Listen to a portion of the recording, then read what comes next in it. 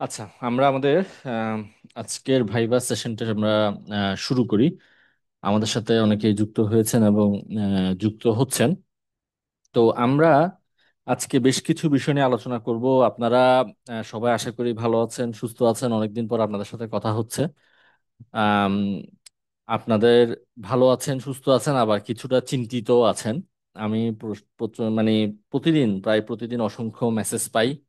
আপনারা ভাইবা নিয়ে টেনশনে আছেন বা নিবন্ধনের মাধ্যমে আসলে নিবন্ধন প্রক্রিয়াটা তো এখন আসলে এমন একটা পর্যায়ে চলে গেছে, যেই প্রক্রিয়াটা পুরোপুরি শেষ করতে আপনাকে অনেকগুলো মানে চিন্তার, মানে বলবো যে চিন্তার পাহাড় পার করতে হচ্ছে, এমন একটা সিচুয়েশন। তবে সত্যি কথা বলতে নিবন্ধন প্রক্রিয়ার যে জটিলতাগুলো এখন দেখছেন, আমি আগেও অনেকবার আপনাদেরকে বলেছি, এখনো আমি বলছি যে এই জটিলতাগুলো কিন্তু শুধু আপনাদের সাথেই হচ্ছে বা আপনাদের ব্যাচ থেকেই এই জটিলতাগুলো শুরু হয়েছে এমন কিন্তু না। আসলে এই জটিলতাগুলো আমাদের সময় যেমন ছিল, আমাদের আগেও ছিল। আম, আমাদের পরেও এই জটিলতাগুলো দেখা যাচ্ছে। মেইনলি সমস্যা এখানে এক জায়গায়, পেন্ডিং যে প্রবলেমগুলো সবসময় নিবন্ধন প্রক্রিয়া থাকে, সেই পেন্ডিং প্রবলেমগুলোকে পুরোপুরি সমাধান না করার ফলে আসলে বেসিক্যালি বারবার এই ধরনের সমস্যার সম্মুখীন হতে হচ্ছে এই নিবন্ধন প্রার্থীদের। কারণ আপনি আপনি পুরো প্রক্রিয়াটা একবার খেয়াল করলে দেখবেন, এই যে প্রিলি রিটেন ভাইবা দিয়ে আসার পরে একটা কঠিন একটা এক একটা স্টেপ পার করার পরও আপনাকে দুশ্চিন্তার মধ্য দিয়ে থাকতে হচ্ছে। হ্যাঁ, এখন বিভিন্ন সময় বিভিন্ন নিউজ দেখছেন, বিভিন্নভাবে আপনাদের সেগুলো চিন্তার মধ্যে ফেলে দিচ্ছে। তো আসলে সেশনগুলো আমি স্কুল লেভেলে যেমন দেখেছেন, আপনারা স্কুল লেভেলে আমি প্রচুর সাপোর্ট দেওয়ার চেষ্টা করেছি। আমি বলবো যে আমার যতটুকু আমার সক্ষমতা ছিল, আমি সেটা আপনাদেরকে সাপোর্ট দেওয়ার চেষ্টা করেছি। তো ভাইবা নিয়ে আসলে সত্যিকার অর্থে আপনারা যে পরিমাণ প্যানিক করছেন, সেই পরিমাণ প্যানিক করার মতো কিছু নেই। আমি সবসময় বারবার বলছি, আমি সত্যিকার অর্থে ভাইবা নিয়ে কোনো ধরনের আমার টেনশন নাই। আমার টেনশন বলতে কেন বোঝাচ্ছি, কারণ সত্যিকার অর্থে আপনারা এখানে যারা পরীক্ষা দিয়েছেন, আমার যেহেতু আমি একদম প্রথম থেকে আপনাদের সাথে যুক্ত ছিলাম, তাহলে আপনারা যেমন চিন্তা ভাবনা করছেন, আপনারা যেমন চিন্তা করছেন আপনাদের জবটা নিয়ে, আমিও কিন্তু টেনশন করছি। কারণ হচ্ছে দেখি সবকিছুর শেষে কিন্তু একটাই কথা, সেটা হচ্ছে যে আমাদেরকে চাকরিটা এনশিওর করতে হবে। হ্যাঁ, সব কষ্টের সফল তখনই হবে যখন আমরা চাকরিটা কি করতে পারবো, এনশিওর করতে পারবো। এই জার্নি যাতে আপনাদের একটা পার্ট হয়ে আমি সবসময় আপনাদের সাথে ছিলাম, এবং সামনেও আপনারা সকল ধরনের সমস্যার জন্য আমাকে পাবেন, এটা নিয়ে টেনশনের কোনো কিছু নাই। তো আমি আসলে ভাইবা নিয়ে চিন্তিত না। আমি চিন্তিত হচ্ছে যে বেশ কিছু বিষয় আছে, সেগুলো নিয়ে আমি চিন্তা করছি, বা এগুলো কিভাবে কত দ্রুত পার করা যায় সেই বিষয়গুলো নিয়ে চিন্তা করছি। তো আমি আপনাদেরকেও বলবো, ভাইবা নিয়ে অতিরিক্ত চিন্তা ভাবনা করার কোনো কিছু নাই। আমি প্রথমে এই কথাগুলো, আজকে যেহেতু আমাদের ভাইবা সেশন 1, কলেজ লেভেলও আমরা বেশ কিছু ভাইবা সেশন নেওয়ার চেষ্টা করবো। আসলে সত্যিকার অর্থে এখন একদম হচ্ছে যে কাজের সময়, ব্যস্ততার সময় কলেজটা ওপেন, কলেজ ওপেন থাকলে একরকম সাপোর্ট দেওয়া যায়, কলেজ ওপেন না থাকলে এক ধরনের সাপোর্ট দেওয়া যায়। কারণ হচ্ছে যে তখন দিনের একটা ভাগ হচ্ছে যে কলেজের সময়টা চলে যাচ্ছে, এরপর অফলাইন ব্যাচ, অনলাইন ব্যাচ সবগুলো মিলিয়ে আসলে এই সেশনগুলো, ফ্রি সেশনগুলোকে রান করাটা খুব ডিফিকাল্ট হয়ে যায়। তারপরে আমি সবসময় চেষ্টা করি, এবং পিডিএফ গুলো মোটামুটি অনেকাংশে গুছিয়েছি, আমি অল্প অল্প করে আপলোড করছি, এবং মোটামুটি আপনারা এগুলো পড়তে থাকেন, দেখতে থাকেন। এবং আম, সবার প্রথমেই আমি যে কথাটা বলবো সেটা হচ্ছে, সবার প্রথমেই যে কথাটা বলবো, একটু আমি 1 সেকেন্ড সময় নিচ্ছি, আমার প্রিন্সিপাল স্যার ফোন দিচ্ছে, কেন একটু 1 সেকেন্ড সময় নিচ্ছি আমি।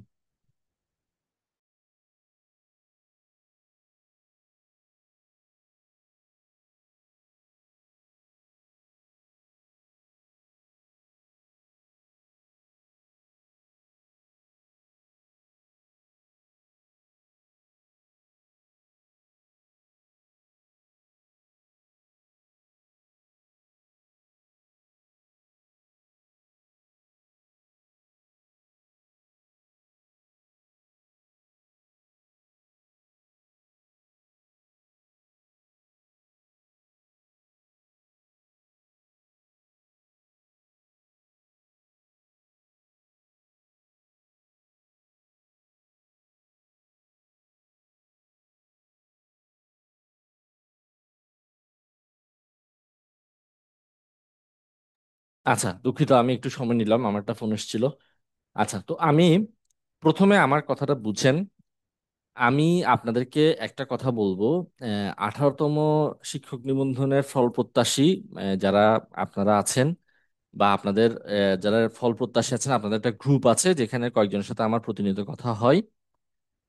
তো উনারা আসলে সত্যিকার অর্থে অনেক কষ্ট করে যাচ্ছেন আপনাদের ফলাফল যাতে দ্রুত হয় এবং আপনাদের ভাইভা সেশন যাতে দ্রুত হয়, সেজন্য কিন্তু ওনারা অনেক দৌড়াদৌড়ি করেছেন। তো আমার কথা হচ্ছে যে প্রথম, আমার যারা আমাকে ফলো করেন বা আমার কথাগুলো যারা বিলিভ করেন, হ্যাঁ সবাই করবেন সেরকম কোনো কথা নেই, কিন্তু যারা আমাকে বিলিভ করেন বা আমার কথাগুলো ফলো করেন, আপনাদের প্রতি আমার একটা অ্যাডভাইস হচ্ছে, আমি এই কথাগুলো আগেও বলেছি এখনো বলছি, আপনাদের প্রথম কাজ হচ্ছে যে আপনারা ভাইভাটা ভালো মতো ক্লিয়ার করেন, আপনারা ভাইভাটা ভালো মতো শেষ করেন। কারণ একটা জিনিস হচ্ছে, এখানে বেশ কিছু কোয়েশ্চেন কিন্তু আমি প্রতিনিয়ত বেশ কিছুদিন যাবত পাচ্ছি। আমি আগে সেই প্রশ্নগুলো একটু ক্লিয়ার করব আমাদের ভাইভা সেশনের আগে, যেহেতু ভাইভা রিলেটেড আমি যে কোয়েশ্চেন্স গুলো পাই, সেই কোয়েশ্চেন্স গুলো আগে আপনাদেরকে আমি আনসার করার চেষ্টা করব।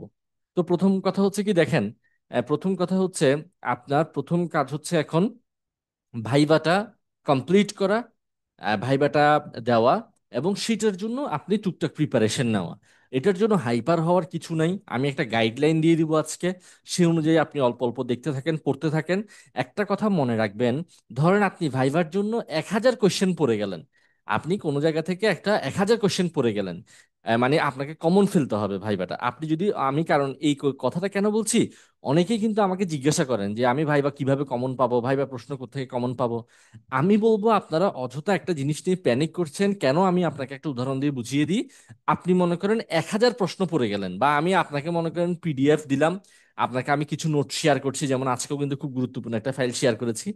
আপনি কি জানেন আপনার সেখান থেকে আসবে? এরকম কিন্তু কোনো কিছু গ্যারান্টি নেই।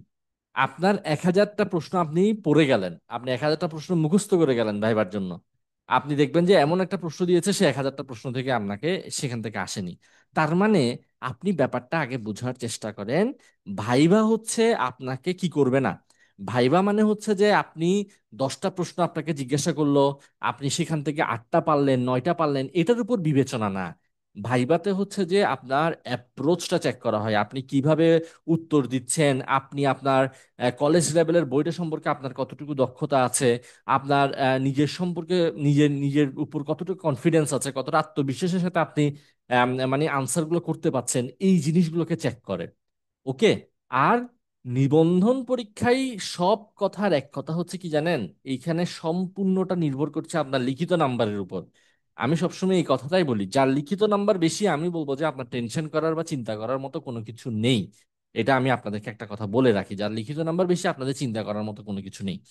তাহলে একটা জিনিস দেখেন, তাহলে আপনাকে এখন করতে হবে কি, আমাকে যদি বলেন যে আমি কিভাবে ভাইবা প্রিপারেশন নিয়েছিলাম বা আপনি কিভাবে নিতে পারেন, কারণ কারণ হচ্ছে যে আপনি যখন একটা ভাইবার জন্য প্রিপারেশন নিবেন, তখন তো শুধুমাত্র সেই চাকরির পরীক্ষার জন্য না, অন্যান্য বিভিন্ন চাকরির পরীক্ষার জন্য, আইটি রিলেটেড বিভিন্ন জবের জন্য আপনার একটা প্রিপারেশন হয়ে যাচ্ছে। তার মানে এটা একটা সেলফ টেস্টের মতো, আপনি কিন্তু নিজেকে আপনি এখন যাচাই করতে পারছেন যে আচ্ছা আমি কতটুকু কনফিডেন্স আছে, আমি কতটুকু ডেপথ আছে, আমার যে কোনো একটা টপিকের উপর কতটুকু ডেপথ আছে, আমি কতটুকু জানি। হ্যাঁ। তো প্রথম কথা আমি একটা কথা বলবো, এক নাম্বার হচ্ছে যে আপনি যেটা করতে পারেন, আমার কাছে যেটা মনে হয় যে কলেজ লেভেলের যে কোনো একটা বই, হ্যাঁ আপনারা কলেজ লেভেলে যে কোনো একটা বই, সেটা হতে পারে মুজিবুর রহমান স্যারের বই, সেটা হতে পারে মাহবুর রহমান স্যারের বই, সেটা হতে পারে অক্ষরপত্র প্রকাশনীর বই। হ্যাঁ, এখন কিন্তু রিসেন্টলি কিন্তু অক্ষরপত্র প্রকাশনীর এই বইটা খুব ভালো আপডেট এসেছে, এবং এটাতে মোটামুটি অনেক তথ্য সুন্দর সাজানো গুছানো আছে।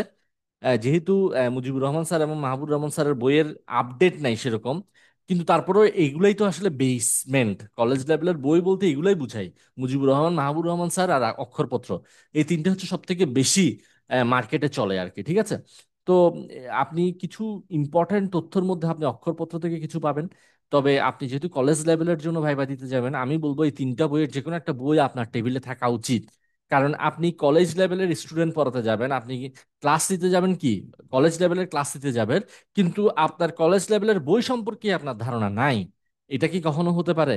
কারণ একটা জিনিস দেখেন, আপনার কলেজ, আপনি যে ক্লাসে গিয়ে আপনি লেকচার দিবেন, সেই যে পড়াশোনাগুলো করাবেন সেগুলো সম্পর্কে আপনার ধারণা নাই, তখন কিন্তু সেটা একটা ব্যাড ইম্প্যাক্ট পড়ে, ঠিক আছে?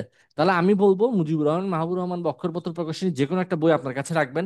আপনাকে পুরো লাইন টু লাইন পড়তে হবে না। যেমন দেখবেন আজকে কিন্তু আমি প্রথম অধ্যায় অর্থাৎ আমাদের যে কলেজ লেভেলের বইয়ের যে প্রথম অধ্যায় আছে সেই প্রথম অধ্যায় থেকে একটা সামারি করে একটা মানে নোট দিয়েছি, যেখানে হচ্ছে যে কি রোবোটিক্স, তারপর হচ্ছে যে আর্টিফিশিয়াল ইন্টেলিজেন্স, ক্রায়োসার্জারি, তারপর হচ্ছে যে ন্যানো টেকনোলজি, ভার্চুয়াল রিয়েলিটি সম্পর্কে বেসিক কিছু জিনিস সম্পর্কে বেসিক কিছু জিনিস একটু নোট ডাউন করে দেওয়ার চেষ্টা করেছি। তার মানে একদম বেসিক কনসেপ্টগুলো আপনাকে একদম লাইন টু লাইন সব পড়তে হবে এমন কিছু না। মানে বেসিক ধারণা, আচ্ছা ভার্চুয়াল রিয়েলিটি জিনিসটা কি, আপনাকে কোয়েশ্চেন করতে পারে না, আচ্ছা ভার্চুয়াল রিয়েলিটি কি বলেন, কোথায় কোথায় ভার্চুয়াল রিয়েলিটি ব্যবহার করা যেতে পারে, টেলিপ্রেজেন্স বলতে কি বুঝেন দেখি বলেন, হ্যাঁ রোবোটিক্স বলতে কি বুঝেন, তারপর হচ্ছে যে তারপর আপনাকে প্রশ্ন করতে পারে ন্যানো টেকনোলজি বলতে কি বুঝায়, কোথায় কোথায় আপনি ন্যানো, এগুলো কিন্তু বেসিক কোয়েশ্চেন না? এগুলো কেন আপনাকে করতে পারে, কারণ এগুলো হচ্ছে বিভিন্ন এগুলো হচ্ছে কলেজ লেভেলের বইয়ের প্রশ্ন, তাই না? এবং সেটার জন্যই তো আপনি লেকচার দিতে যাবেন। তাহলে আহ, এরপর হচ্ছে অধ্যায় দুইটা কিন্তু আমি স্কুল লেভেলেও গুছিয়ে দিয়েছিলাম। সে অধ্যায় দুইটা আমি আবার পিডিএফ এর মধ্যে যুক্ত করে দিব, যেটা ফাইনাল পিডিএফ আছে। অধ্যায় তিনে হচ্ছে যে কি ডিজিটাল ডিভাইস। ডিজিটাল ডিভাইস কিন্তু কলেজ লেভেলের জন্য তেমন বেশি ইম্পর্টেন্ট না। তবে কথা হচ্ছে কি জানেন, আপনার আপনার এখানে যেমন স্কুল লেভেলেও দেখবেন, স্কুল লেভেলে কি আপনাকে সবগুলো কি, যারা স্কুল লেভেলে পরীক্ষা দিয়েছেন, আমার আলোচনা কিন্তু খুব গুরুত্বপূর্ণ, ব্যাপারগুলো বোঝার চেষ্টা করেন। স্কুল লেভেলে আপনারা যারা পরীক্ষা দিয়েছেন, আপনাদের কি খালি কি স্কুল লেভেলের সিলেবাস থেকে প্রশ্ন করেছে? অনেকে হাই লেভেল প্রশ্ন করেছে না? আবার অনেক লো লেভেল প্রশ্ন করেছে। তার মানে ভাইবার জন্য নির্দিষ্ট কিন্তু কোনো সিলেবাস নাই। এখানে হচ্ছে যে ভাইবার জন্য যাকে নিয়ে মানে যারা আছেন, ইন্টারনাল বা এক্সটার্নাল যারা আছেন, ওনারা হচ্ছে যে ইনস্ট্যান্ট ওনার যে টপিকের উপর হচ্ছে যে কি ওনার মাথায় আসছে সেই টপিক থেকে প্রশ্ন করছে, বা আপনাদের লিখিত পরীক্ষায় যে টপিকগুলো থেকে প্রশ্ন এসেছে সেই প্রশ্ন দেখে সেখান থেকে কিছু প্রশ্ন করলো, এইরকম। মানে মানে ফিক্সড কোনো সিলেবাস নাই যে এখান থেকে প্রশ্ন করা হবে। আর আরেকটা জিনিস খেয়াল করবেন, যেখান থেকে প্রশ্ন করা হোক না কেন, প্রশ্নগুলো বেসিক টাইপের হয়। আপনাকে মানে ইন ডিটেলস কোনোটা ডেপথে যেতে হবে না। মানে আপনি একটা টপিক পড়তে পড়তে সেটা একদম ডেপথে চলে গেলেন না, দরকার নাই। ওইভাবে করে আপনি সবগুলো কাভার করতে পারবেন না। অনেকে কিন্তু আমাকে মেসেজ করেছেন, করেননি, যে স্যার এগুলো তো টপিকগুলো তো পুরোপুরি শেষ করতে পারছি না। না, আপনি যে কোনো একটা টপিকের আপনার ডেপথে যাওয়ার দরকার নাই। ভাইবার জন্য আপনি বেসিক কনসেপ্টটা নিয়ে যাবেন। কারণ এখানে আপনাকে যাচাই করা, আপনি একটু আমার কথাগুলোর সাথে স্কুল লেভেলের প্রশ্নগুলোর সাথে মিলিয়ে দেখেন। স্কুল লেভেলে কিন্তু সব বেসিক কোশ্চেন করা হয়েছে, হ্যাঁ একদম বেসিক টাইপ বেসিক টেস্ট করা হয়েছে। তার মানে সবগুলো কনসেপ্ট আপনাকে দেখে যেতে হবে এমন কোনো কথা নাই। এবং যে কনসেপ্টটা দেখছেন সেটা সম্পর্কে আপনি একটা ভালো ধারণা নিয়ে যান, তাহলে কিন্তু সেটা আপনার পরবর্তীতে গিয়েও কাজে লাগবে। এখন অনেকে কি করছেন আমি বলি, অনেকে করছেন যে আপনারা একদম সব টপিক পড়ে যাচ্ছেন, সব টপিক কিছু মনে থাকছে কিছু মনে থাকছে না, এলোমেলো লাগছে। এটার জন্য আপনার এলোমেলো লাগছে, আমি বলবো আপনার সবগুলোর উপর প্রেশার নেওয়ার দরকার নাই। আপনি কিছু পড়েন কিছু বাদ দেন, যেগুলো পড়বেন সেগুলো আপনি একটা ভালো ধারণা রাখেন। এটাতে কিন্তু দুইটা কাজ হবে। কেন দুইটা কাজ? একটা হচ্ছে দেখি আপনার ভাইবার জন্য একটা প্রিপারেশন আপনার হলো, দ্বিতীয়ত হচ্ছে যে অন্য যে কোনো আইটি পরীক্ষা বা অন্য যে কোনো চাকরির পরীক্ষার জন্য আপনি অন্তত যেগুলো পড়েছেন সেগুলো একটা ভালো কনসেপ্ট হলো। তার মানে সেটা আপনার পরবর্তী যে কোনো চাকরির পরীক্ষা আপনি কাজে লাগাতে পারছেন। আর আপনি যদি এলোমেলো ভাবে সবকিছু পড়তে থাকেন, কিছু বুঝলেন কিছু বুঝলেন না, তাহলে কি হবে? আলটিমেটলি রেজাল্টটা জিরো আসবে। বুঝে গেছেন? মানে কমন ফেলতে হবে এমন ধারণা থেকে বেরিয়ে আসেন। কমন ফেলতে হবে একদম হুবহু আপনি যে প্রশ্নগুলো পড়ে গেছেন সেই প্রশ্ন থেকেই পেতে হবে এমন কোনো কথা নাই, শুধু কনসেপ্ট ডেভেলপ করেন। তাহলে কলেজ লেভেলের বইয়ের চ্যাপ্টার 3টা থেকে, যেহেতু আপনাদের জন্য কিন্তু গুরুত্বপূর্ণ না, কিন্তু বেসিক আইডিয়াগুলো রাখবেন। হ্যাঁ, এনকোডার কি, ডিকোডার কি, হাফ এডার কি, ফুল এডার কি রাখবেন। ফুল এডারের সামের জন্য ইকুয়েশন কি, ক্যারির জন্য কোন ইকুয়েশনটা আছে, এগুলো কিন্তু আপনাদের সিলেবাসে নাই, কিন্তু আপনাকে তো এগুলো পড়াতে হবে সামনে গিয়ে। আপনাকে আমি যদি থাকি তাহলে আমি কি চেক করে দেখবো না? আচ্ছা, উনি তো ক্লাসে গিয়ে কি পড়াবেন? উনি ক্লাসে গিয়ে পড়াবেন হাফ এডার ফুল এডার, উনি ক্লাসে গিয়ে পড়াবেন প্যারালাল বাইনারি এডার। তার মানে আচ্ছা এগুলো কি উনি বুঝে? প্যারালাল বাইনারি এডার জিনিসটা কি, হাফ এডার কি, ফুল এডার কি, কখন আমরা হাফ এডার ইউজ করব, কখন আমরা ফুল এডার ইউজ করব, কখন আমরা দুইটা হাফ এডার মিলে কি আমরা ফুল এডার তৈরি করতে পারি নাকি পারি না? তাহলে সেজন্য আপনি কলেজ লেভেলের কনসেপ্ট ডেভেলপ হলে এরপর আপনি হাই লেভেলে যেতে পারবেন। আপনি কলেজ লেভেলের কনসেপ্টই জানেন না, তখন আপনি হাই লেভেল গুলো জেনেও লাভ কি হবে? আপনাকে ক্লাসে কি পড়াইতে হবে সেটাতে আপনাকে খেয়াল রাখতে হবে। আশা করি বুঝতে পেরেছেন। চ্যাপ্টার 4 কলেজ লেভেলের বই একদম পুরোটা পড়বেন। HTML কলেজ লেভেলের বইও আছে এবং আপনাদের সিলেবাসও আছে। চ্যাপ্টার 4, 5, 6 একদম একটা লাইনও বাদ দিবেন না। 2 4 5 6-এ একটা লাইনও বাদ দিবেন না। কলেজ লেভেলের যারা ভাইবা দিবেন, কলেজ লেভেলের বই থেকে 2 4 5 6 থেকে একটা লাইনও বাদ দিবেন না। দেখবেন এখান থেকে আপনি অনেকগুলো প্রশ্ন আপনি কমন পাবেন। ঠিক আছে? যেমন, কারণ কি, এই 4 5 6 এবং 2 এই চারোটাই কিন্তু কলেজ লেভেলের বইও আছে এবং আপনাদের সিলেবাসও আছে। ডাটাবেস ইম্পর্টেন্ট, ডাটাবেসে কিন্তু অক্ষরপত্র দেখেন। আপনি কলেজ লেভেলের যে কোনো একটা বই দেখেন, যে ইনফরমেশনগুলো দেওয়া আছে, কম ইনফরমেশন দেওয়া আছে। আপনাদের পরীক্ষায় আসে এরকম অনেক ইনফরমেশন দেওয়া আছে কিন্তু ওখানে। রিলেশনশিপ কি, বা হচ্ছে RDBMS কি, তারপর হচ্ছে প্লেইন টেক্সট কি, সাইফার টেক্সট কি, ঠিক আছে, তারপর হচ্ছে এনকোডিং কি, কত কত জিনিস আছে না। এগুলো আপনি বেশিক্ষণ না, আপনি মনে করেন ডাটাবেস। আমার কথা হচ্ছে আপনি আপনার প্রিপারেশনটা কেমন হওয়া উচিত। আপনি যদি মনে করেন যে না, আমার সামনে খুব বেশি এখন পরীক্ষা নাই, আমার সামনে হচ্ছে যে তেমন বেশি চাকরি পরীক্ষা নেই, আমি সময় দিতে পারবো, মানে আমি শুধু ভাইবার জন্যই সময় দিব, তখন হচ্ছে একটা ক্যাটাগরি। আর অন্য চাকরি পরীক্ষা থাকলে তখন একটা ক্যাটাগরি। আপনার কাছে যদি এখন মোটামুটি প্রতিদিন 2 ঘন্টা করে ভাইবাতে সময় দেওয়ার জন্য সময় থাকে, তাহলে আপনি যে কোনো একটা টপিক 2 দিন করে সময় দেন, তাহলে আপনার কাছে হয়ে যাচ্ছে। তাহলে আপনি শুরু করতে পারেন কি দিয়ে? আপনি HTML, ওয়েব ওয়েব ডিজাইনিং, হ্যাঁ, তারপর হচ্ছে যে সি প্রোগ্রামিং, ডাটাবেস, এগুলো থেকে কলেজ লেভেলে প্রশ্ন বেশি আসবে। সোজা কথা, প্রোগ্রামিং থেকে প্রশ্ন করতে পারে আপনাকে, প্রশ্ন থেকে প্রোগ্রামিং থেকে আপনাকে যাচাই করে দেখবে রিকারশন বলতে কি বুঝেন, হ্যাঁ, ইউজার ডিফাইন্ড ফাংশন বলতে কি বুঝেন, হ্যাঁ, ডাটা টাইপ থেকে প্রশ্ন করতে পারে, বেসিক কোশ্চেন করবে প্রোগ্রামিং থেকে। কারণ DBMS, তারপর ডাটাবেস, তারপর হচ্ছে যে প্রোগ্রামিং, ডাটা কমিউনিকেশন, এগুলো থেকে প্রশ্ন করা সহজ, প্রশ্ন তৈরি করা সহজ। আসলে আশা করি আমার কথাটা আহ, আহ, বুঝতে পেরেছেন। ওকে, তাহলে এটা একটা গেল, কলেজ লেভেলে একটা বই দেখলেন।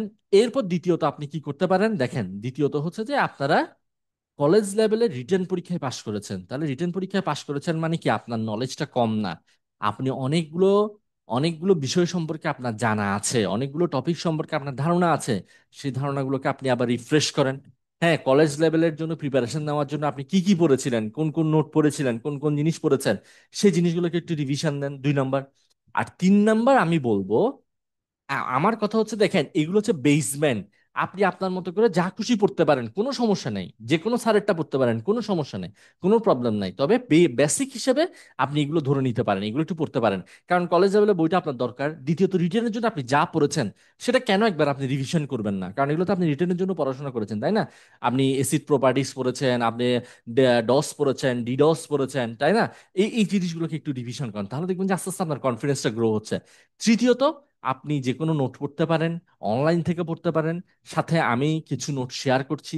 আমি আমি কি করছি দেখেন, সফটওয়্যার ইঞ্জিনিয়ারিং মনে করেন একটা PDF আমি তৈরি করেছি।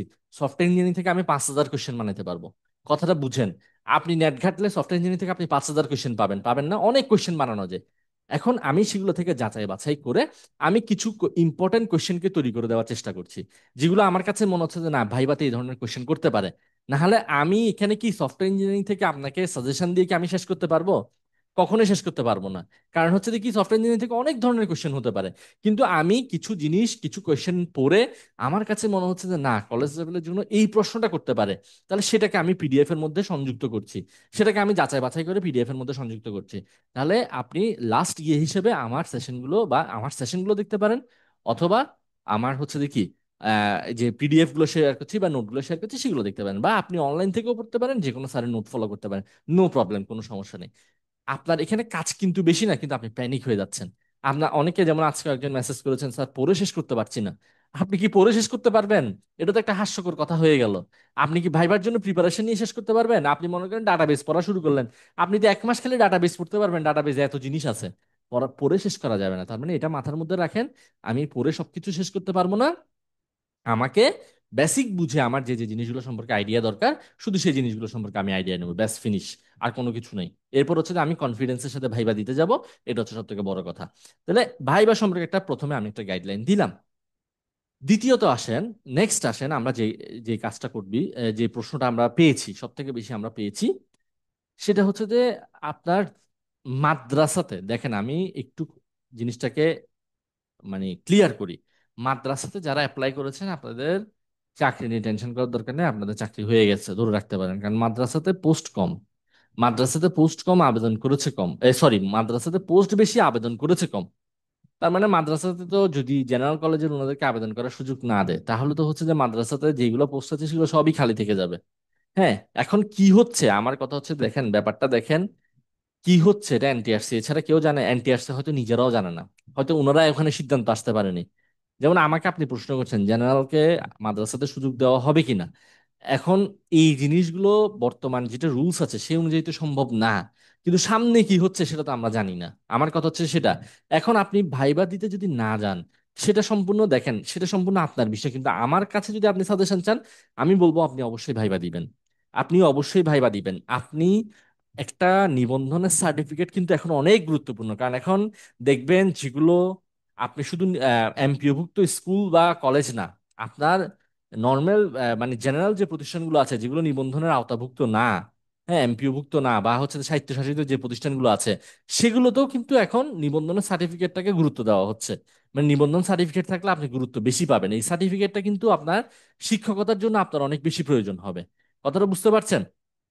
আচ্ছা, আমি একটা প্রশ্ন পাচ্ছি স্যার, লিখিত মার্ক ভাইবা বোর্ডে থাকে কিনা, এটা আসলে এক একজন আমাকে এক একটা উত্তর করেছেন।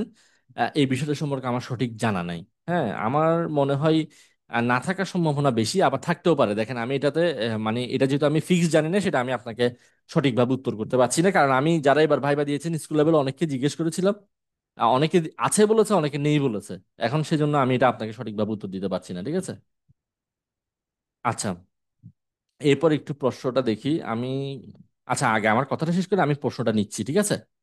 আপনাদের কোনো প্রশ্ন থাকলে করতে পারবেন, কোনো সমস্যা নেই। এখন আমার কথা হচ্ছে কি, আপনি যদি ভাইবা দিতে না যান, তাহলে এই যে এতদূর পর্যন্ত প্রসেস এসে আপনার নাম্বার যাই থাকুক, 50 থাকুক, 60 থাকুক, 70 থাকুক, আপনি ভাইবা দিতে যাবেন, সোজা কথা হচ্ছে যে সেটা পরেরটা পরে দেখা যাবে। আপনি ভাইবাটা, আমি জানি এক জায়গা থেকে এক জায়গায় আপনারা পোস্ট সংখ্যা কম কম থাকবে, এম, আপনার হচ্ছে যে অনেক দূরে থেকে এসে ভাইবা দিতে হবে, কিন্তু তারপর আমি বলবো কষ্ট করে হলে একটু ভাইবাটা দিবেন। কারণ সামনে কি হবে বা কি সিদ্ধান্ত আসে সেটা তো কিন্তু আমরা জানি না। এখন ভাইবাটা দিলে তো আপনার আর কোনো সুযোগই থাকলো না, ঠিক আছে? ভাইবাটা দিতে যাবেন। আচ্ছা, কি প্রশ্ন আমি একটু দেখি। স্যার, এইবার কি ভাইবাতে কম পাশ করাবে মানে যারা ভাইবা পাশ করবে তাদের জব হবে, নাকি বেশি পাশ করিয়ে যাদের নাম্বার বেশি শুধু তাদের জব হবে? একটা ভালো কোয়েশ্চেন করেছেন, একটা ভালো কোয়েশ্চেন করেছেন যে ভাইবাতে পাশ করিয়ে বেশি নাম্বার যাদের, তাদেরকে কি আপনি জব হবে নাকি ভাইবাতে কম পাশ করাবে? আমি দেখেন, এই ধরনের সিচুয়েশনটা আমাদের সময় কিন্তু আমি একটা মানে মানে যেটা অনেস্টলি স্পিকিং, যেটা আমাদের সময় কম পাস করানো হয়েছে। ব্যাপারটা বুঝছেন? কম পাস করানো হলে তাদের জন্য কাজটা সহজ। কম পাস করানো হলে আমাদের জন্য, আমাদের সময় কিন্তু অনেক কম পাস করিয়েছে। আমি কিন্তু হাতে গুনে বলে দিতে পারবো, আইসিটিতে মনে হয় সর্বোচ্চ 200 250 300 জনকে পাস করিয়েছে। এবং সেখান থেকে কিন্তু মানে যারা বেশি নাম্বার, সেখান থেকেও কিন্তু কিছু বাদ পড়েছে। এবং ভাইবা তো যেমন আমাদের সময় মনে হয় আমরা আমাদের কোডে পরীক্ষাতে আমরা ভাইবা দিয়েছিলাম মনে হয় 90 জন না 100 জনের মতো মনে হয়। তাহলে সেই ক্ষেত্রে এবারে কিন্তু ভাইবা পরীক্ষার্থী মনে হয় অনেক বেশি, 2700 সামথিং। এখানে মাদ্রাসায় যারা দিয়েছেন তাদেরও আছে, তবে প্রার্থীর সংখ্যা কম। তাহলে এখন আসলে কাজটা কিন্তু ডিফিকাল্ট হয়ে গেছে। এখন সত্যিকার অর্থে কাজটা ডিফিকাল্ট হয়ে গেছে, কারণ হচ্ছে কি, এতজন প্রার্থী থেকে। হুম। আচ্ছা, একটু একটু এক সেকেন্ড, আমি একটু সময় নিচ্ছি একটু।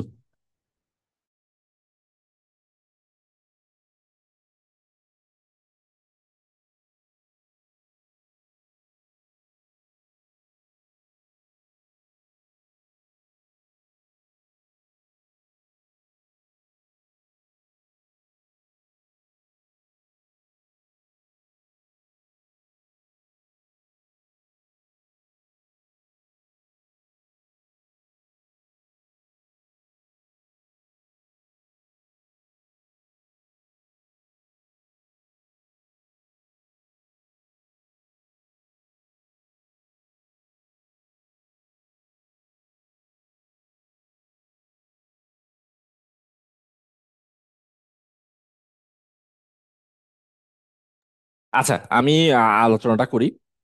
তো এক্ষেত্রে আসলে আমার আহ, মানে এখন দেখেন, আমি এখানে ব্যাপারটা বুঝাই বলি। 2700 প্লাস যদি ভাইবা প্রার্থী হয়, তাহলে মাদ্রাসাতে কতজন হতে পারে? সর্বোচ্চ আমার মনে হয়, আমার তো 300 জনের, আচ্ছা আমি হাইস্ট 300 জন ধরলাম, এর থেকে বেশি জন মনে হয় মাদ্রাসাতে মনে হয় হবে না, আমি হাইস্ট 300 ধরলাম, তাহলে আরো 2400 প্লাস।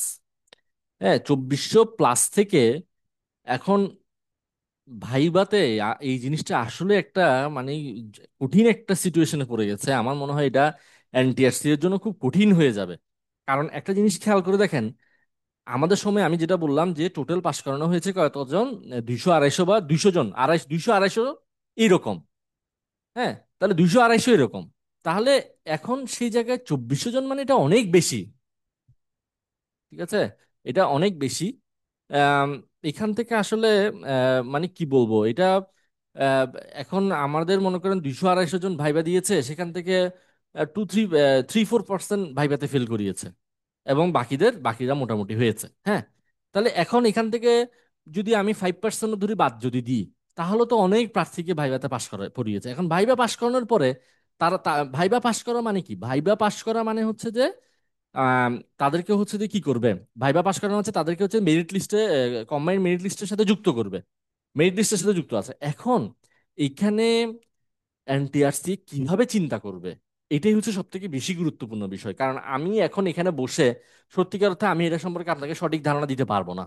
কেন?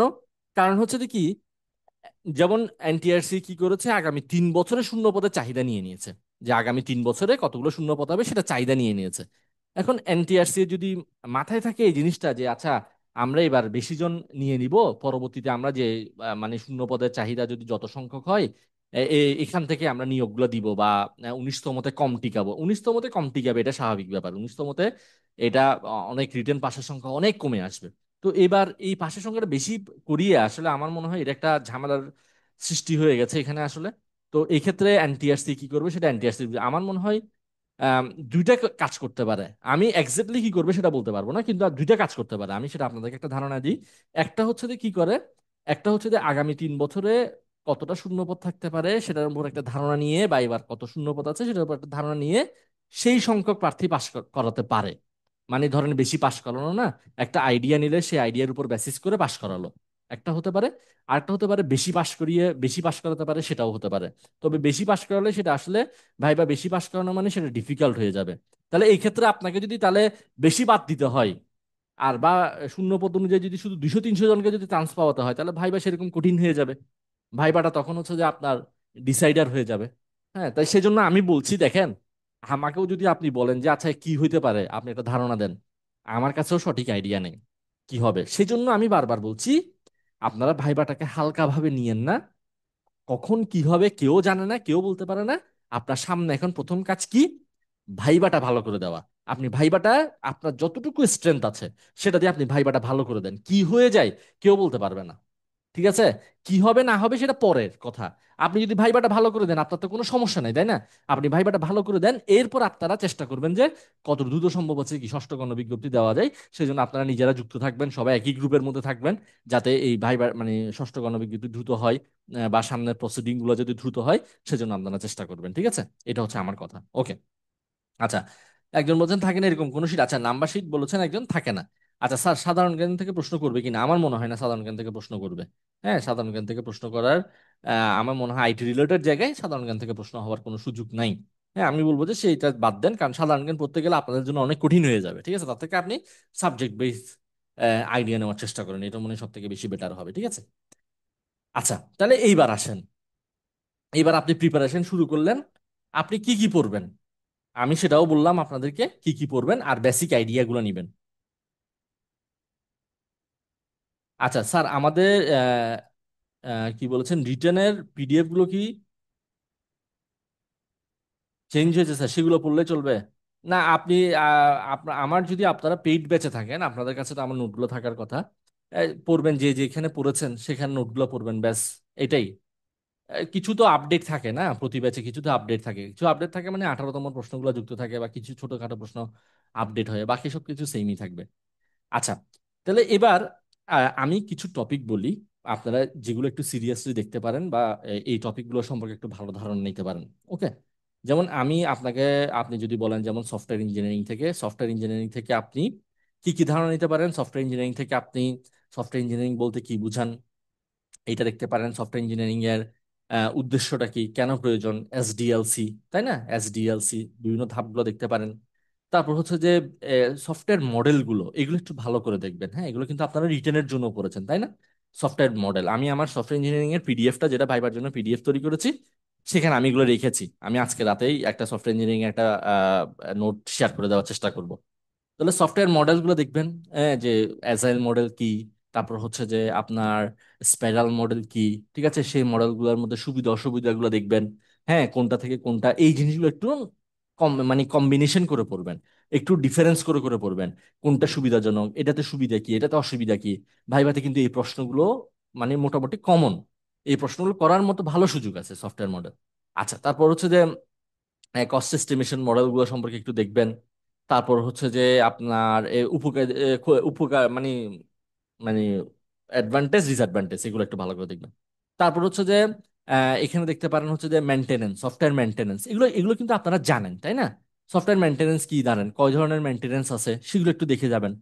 কারেক্টিভ মেনটেনেন্স, অ্যাডাপটিভ মেনটেনেন্স, কেন মেনটেনেন্স প্রয়োজন, এগুলো একটু দেখবেন। এক ধারণা, এগুলো পড়তে কতক্ষণ লাগে আসলে বলেন তো? এগুলো খুব সহজ, আপনি গল্পের মতো করে একটু পড়বেন। আচ্ছা, মেনটেনেন্স জিনিসটা কি, এটা সফটওয়্যার মেনটেনেন্সের গুরুত্বপূর্ণ এটা। চার ধরনের মেনটেনেন্স আছে, কারেক্টিভ মেনটেনেন্স, অ্যাডাপটিভ মেনটেনেন্স আছে। মেনটেনেন্সের গুরুত্ব কি, কেন মেনটেনেন্সটা বেশি গুরুত্বপূর্ণ, বা মেনটেনেন্স ধাপে কোন ধরনের টেস্টিং করা হয়, এগুলো একটু দেখবেন। সফটওয়্যার টেস্টিং থেকে একটু দেখবেন, সফটওয়্যার টেস্টিংটা কিন্তু গুরুত্বপূর্ণ।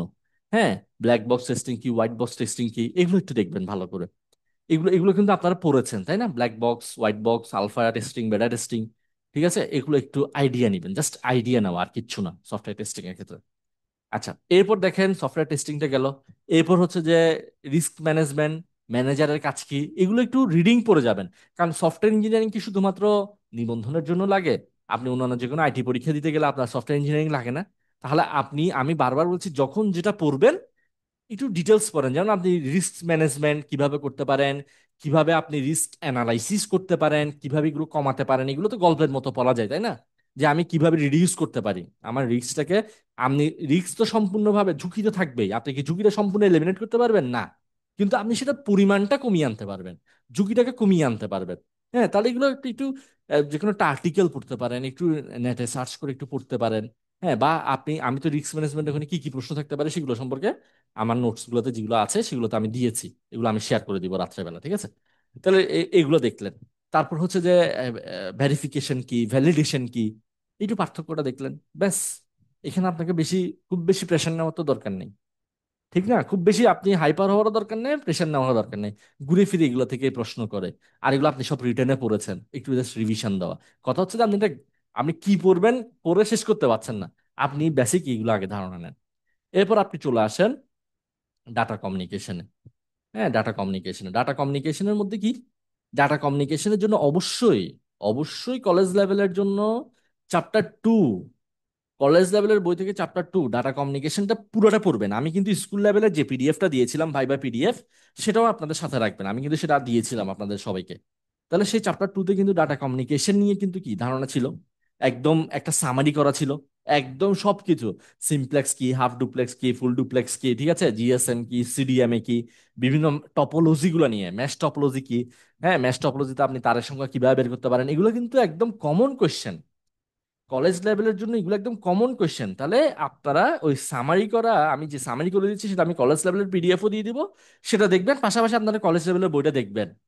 ঠিক আছে, আপনার পিয়ার টু পিয়ার নেটওয়ার্ক কি, তারপর হচ্ছে যে আপনার ল্যান এবং ওয়েনের মধ্যে পার্থক্যটা কি, তারপর হচ্ছে যে আপনার বিভিন্ন ধরনের ওয়্যারগুলো নিয়ে, ওয়্যার বা ওয়্যারলেস টেকনোলজি নিয়ে আপনি পড়তে পারেন, ফাইবার অপটিক কেবল কি বা ফাইবার অপটিক কেবলের গঠন আপনি বর্ণনা করতে পারেন, অনেক কোশ্চেন হতে পারে। আপনি শুধু কলেজ লেভেলের বইটা পড়লেও আপনি 1,000 কোশ্চেন না, আপনি 10,000 কোশ্চেন বানাতে পারবেন। আমি মক ভাইবে নিলে আপনারা বুঝবেন, আমি তখন বুঝবো যে আপনাদের ডেপথ কতটুকু আছে। ঠিক আছে, ডাটা কমিউনিকেশন এগুলো দেখলেন। হাই লেভেল হিসেবে আপনি কি দেখতে পারেন, হাই লেভেলের জন্য আপনি কি করতে পারেন, আপনি আইপি, সরি, ডাটা কমিউনিকেশনের ক্ষেত্রে আপনি হচ্ছে যে কি, ওটা কি বলে, একটু দাঁড়ান, আমার নোটটা দেখি একটু। আম,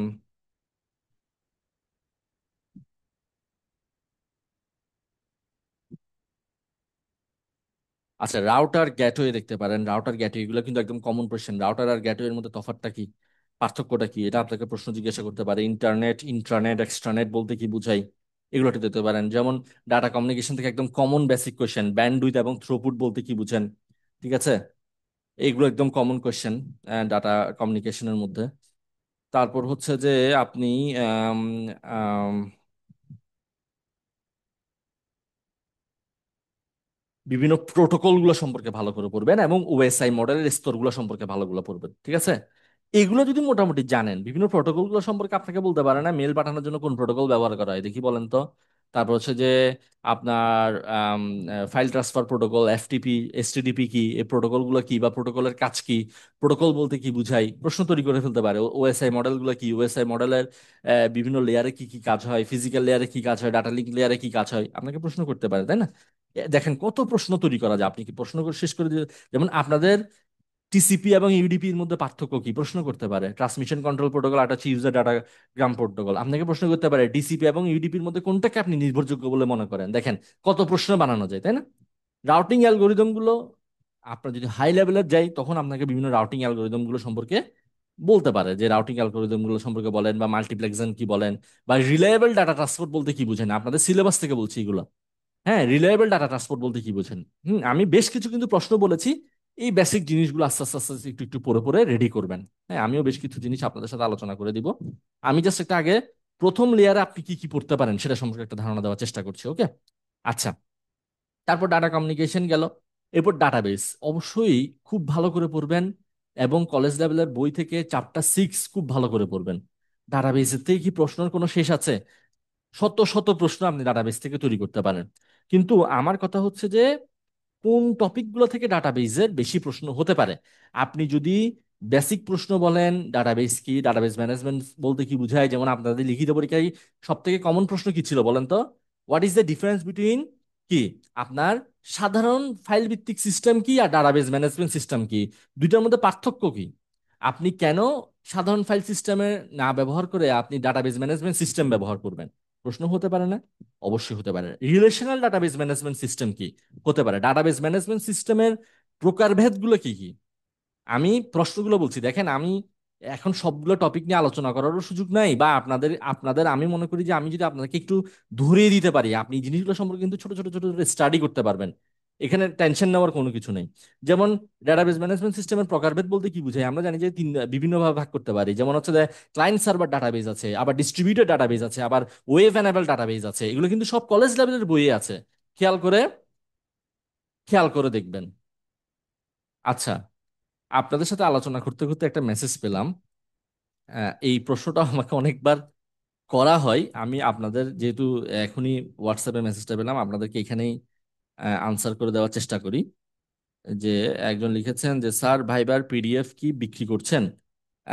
না, আমি কোনো পিডিএফ বিক্রি করছি না, সেটা আমি একটু আম, দিয়ে দিলাম ধারণা। আমি সেশনগুলো নিচ্ছি, সেশনগুলোর মাধ্যমে একটা ধারণা দিচ্ছি, এবং আমি যা নোট শেয়ার করছি সেগুলো আমার পেজে পাবেন, ঠিক আছে? এটা অনেকেই জিজ্ঞাসা করে, ঠিক আছে? আমার এখানে ভাইভাতে পেইড কোনো কিছু নাই, আমি মোটামুটি একটা আপনাদেরকে ধারণা দেওয়ার বা আইডিয়া দেওয়ার চেষ্টা করছি। আচ্ছা, এরপর গেল, এরপর হচ্ছে ডাটাবেস মডেলগুলো, এগুলো আপনাদের বইয়ে আছে দেখবেন। হ্যাঁ, বিভিন্ন ধরনের ডাটাবেস মডেল আছে না, যেমন লিস্ট স্ট্রাকচার মডেল আছে, হাইরার্কিক্যাল মডেল আছে, নেটওয়ার্ক মডেল আছে, রিলেশনাল মডেল আছে আপনাদের বই থেকে। এগুলো একটু একটু রিডিং পড়বেন। যেমন আপনাকে আমি প্রশ্ন করতে পারি, আচ্ছা নেটওয়ার্ক মডেল বলতে আপনি কি বুঝেন? নেটওয়ার্ক মডেল বলতে আপনি কি বুঝেন? আপনি রিলেশনাল মডেল বলতে কি বুঝেন? ঠিক আছে, এগুলো আপনাকে আমি জিজ্ঞাসা করতে পারি। রিলেশনাল মডেল ভালো করে পড়বেন, রিলেশনাল মডেলটা একটু ভালো করে পড়বেন, যেহেতু বিভিন্ন লজিক্যাল সম্পর্কের উপর বিবেচনা করে বিভিন্ন টেবিলের মধ্যে সম্পর্ক তৈরি করা হয়। এটা আপনাদের জন্য গুরুত্বপূর্ণ, ঠিক আছে? তো তারপর আর কি দেখতে পারেন? ধরেন ডাটা সিকিউরিটি দেখতে পারেন। ডাটা সিকিউরিটি বলতে কি বুঝাই, তাই না? ইম্পর্টেন্ট না এগুলো? ডাটা সিকিউরিটি বলতে কি বুঝাই দেখি বলেন। তারপর আপনি আপনাদের যেমন লিখিতর মধ্যে খুব কমন একটা প্রশ্ন এবং খুবই ইম্পর্টেন্ট একটা প্রশ্ন, ডাটা অ্যাবস্ট্রাকশন বলতে কি বুঝেন? তাই না? ডাটা অ্যাবস্ট্রাকশন বলতে কি বুঝেন? তাহলে আপনারা এটা কিন্তু লিখিতর জন্য খুব ভালো করে পড়েছেন না? বিভিন্ন লেভেল গুলো পড়েছেন, ফিজিক্যাল লেভেল, হ্যাঁ, তারপর হচ্ছে দেখি আপনার লজিক্যাল লেভেল, ভিউ লেভেল। তার মানে কি, এই এগুলো একদম বেসিক আইডিয়া নিবেন। অ্যাবস্ট্রাকশন বলতে কি বুঝেন, লেভেল গুলো কি কি, এটা। আচ্ছা, তারপর দেখেন আপনাদের কলেজ লেভেলের বইও আছে, এবং আপনাদের জন্য এগুলো কিন্তু একদম কমন কোয়েশ্চেন। ইন্ডেক্সিং কি, সর্টিং কি, ইন্ডেক্সিং এবং সর্টিং এর মধ্যে পার্থক্য কি, বিভিন্ন ধরনের ইন্ডেক্সিং আছে, যেমন ড্যান্স ইন্ডেক্সিং আছে, স্পার্স ইন্ডেক্সিং আছে, এগুলো কি। এবং কলেজ লেভেলের জন্য আমি ডাটাবেসটা একটু বিস্তারিত কেন বলছি, কারণ ডাটাবেস থেকে কিন্তু অনেক কিছু পড়ার আছে, এবং যে কোনো সময় ডাটাবেস পড়েন, ডিটেলস পড়বেন। কারণ ডাটাবেস জানেন শুধুমাত্র নিবন্ধন না, যে কোনো আইটি পরীক্ষার জন্য হচ্ছে যে কি ইম্পর্টেন্ট, ঠিক আছে? তাহলে ডাটা এনক্রিপশন বলতে কি বুঝায়? প্লেন টেক্সট কি, সাইফার টেক্সট কি, হ্যাঁ, ডাটা এনক্রিপশন করার বিভিন্ন পদ্ধতিগুলো কি কি, বেশি বেশি ভালো করে পড়বেন। হ্যাঁ, Caesar cipher, advance encryption standard, বা কিভাবে আপনি ডাটা এনক্রিপ্ট করতে পারেন, সিমেট্রিক এনক্রিপশন কি, অ্যাসিমেট্রিক এনক্রিপশন কি, বেশি বেশি পড়বেন। এগুলো কিন্তু ভাইভাতে একদম কমন কোয়েশ্চেন, যে কোনো আইটি রিলেটেড ভাইভাতে এগুলো কমন কোয়েশ্চেন। ঠিক আছে? আচ্ছা, এরপর আসেন কি, বিভিন্ন কি থেকে প্রশ্ন দিবে, তাই না? বিভিন্ন কি থেকে কিন্তু প্রশ্ন হয়। প্রাইমারি কি কি, কম্পোজিট প্রাইমারি কি কি, তারপর হচ্ছে যে ফরেন কি কি, সুপার কি কি, অল্টারনেট কি কি, কিগুলো সম্পর্কে একদম ভালো ধারণা নিয়ে যাবেন। এরপর হচ্ছে যে অবশ্যই অবশ্যই কোয়েরি। হ্যাঁ, তারপর হচ্ছে যে বিভিন্ন ল্যাঙ্গুয়েজ গুলো, এসকিউএল, এসকিউএল সম্পর্কে, যেমন কোয়েরি থেকে কি আপনার বিভিন্ন ধরনের যে মানে কোয়েরির যে ভাষা আছে, তাই না? তো এখানে এসকিউএল এর যে বিভিন্ন কমান্ড গুলো আছে, যেমন ডিডিএল বলতে কি বোঝায়, ডাটা ডেফিনেশন ল্যাঙ্গুয়েজ, ডিএমএল বলতে কি বোঝায়, ডাটা ম্যানিপুলেশন ল্যাঙ্গুয়েজ, খুব কমন একটা কোয়েশ্চেন। ডিডিএল অর্থাৎ ডাটা ডেফিনেশন ল্যাঙ্গুয়েজে আমরা কোন কোন কমান্ড গুলো ব্যবহার করি? ঠিক আছে, আপনাদের জানা থাকলে দেখি মেসেজ করেন তো। ডিডিএল এর জন্য আমরা কোন কোন কমেন্ট গুলো ব্যবহার করি, ডিএমএল এর জন্য আমি কোন কোন কমেন্ট গুলো ব্যবহার করতে পারি, একটু দেখি আপনারা জানলে কমেন্ট করে আমাকে জানান। ডিডিএল এর জন্য আমরা কোন কোন কমান্ড গুলো ব্যবহার করি, এবং ডিএমএল এর জন্য আমরা কোন কোন কমান্ড গুলো ব্যবহার করি, এবং জানা থাকলে দেখি বলেন।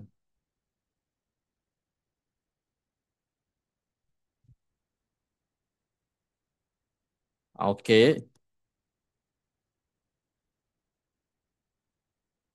আচ্ছা, একটু বুঝে শুনে বলেন। আর কেউ জানা থাকলে দেখি বলেন তো, ডিডিএল এর জন্য কোন কোন কমেন্ট ব্যবহার করা হয়, আর ডিএমএল এর জন্য।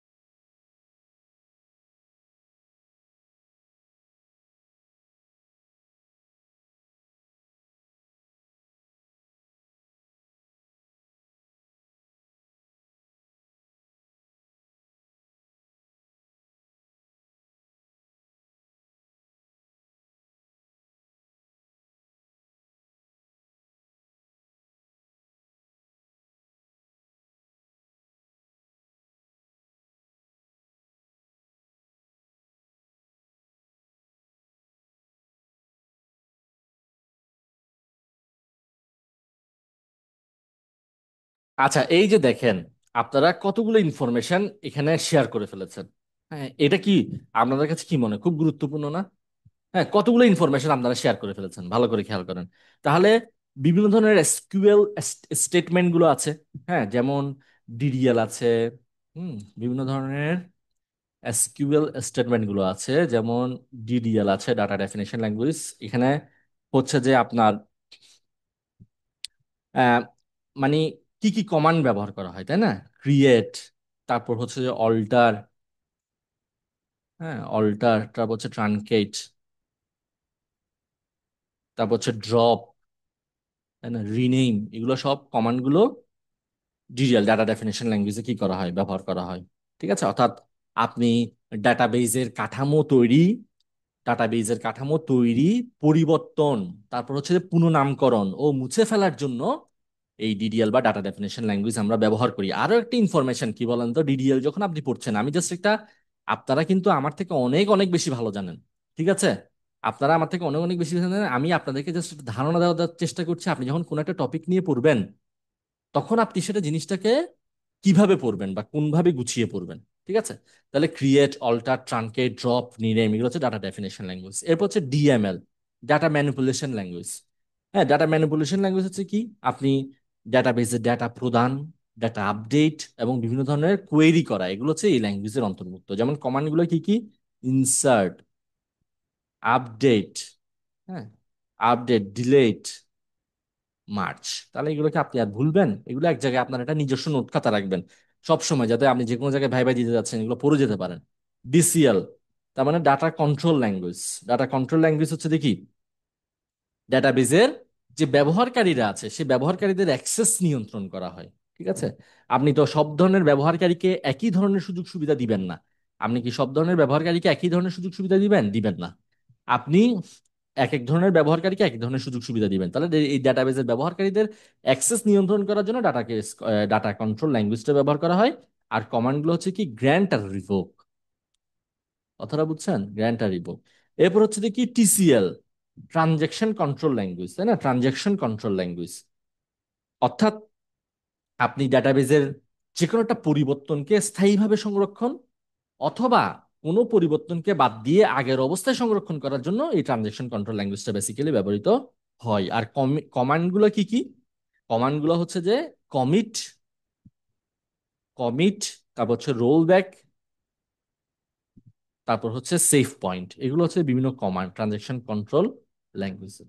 তার মানে এই যে আপনি এগুলো এগুলো থেকে কিন্তু দেখেন, আপনি নিজে চিন্তা করে দেখেন, এগুলো থেকে প্রশ্ন করাটা খুব সহজ না জিনিসগুলো?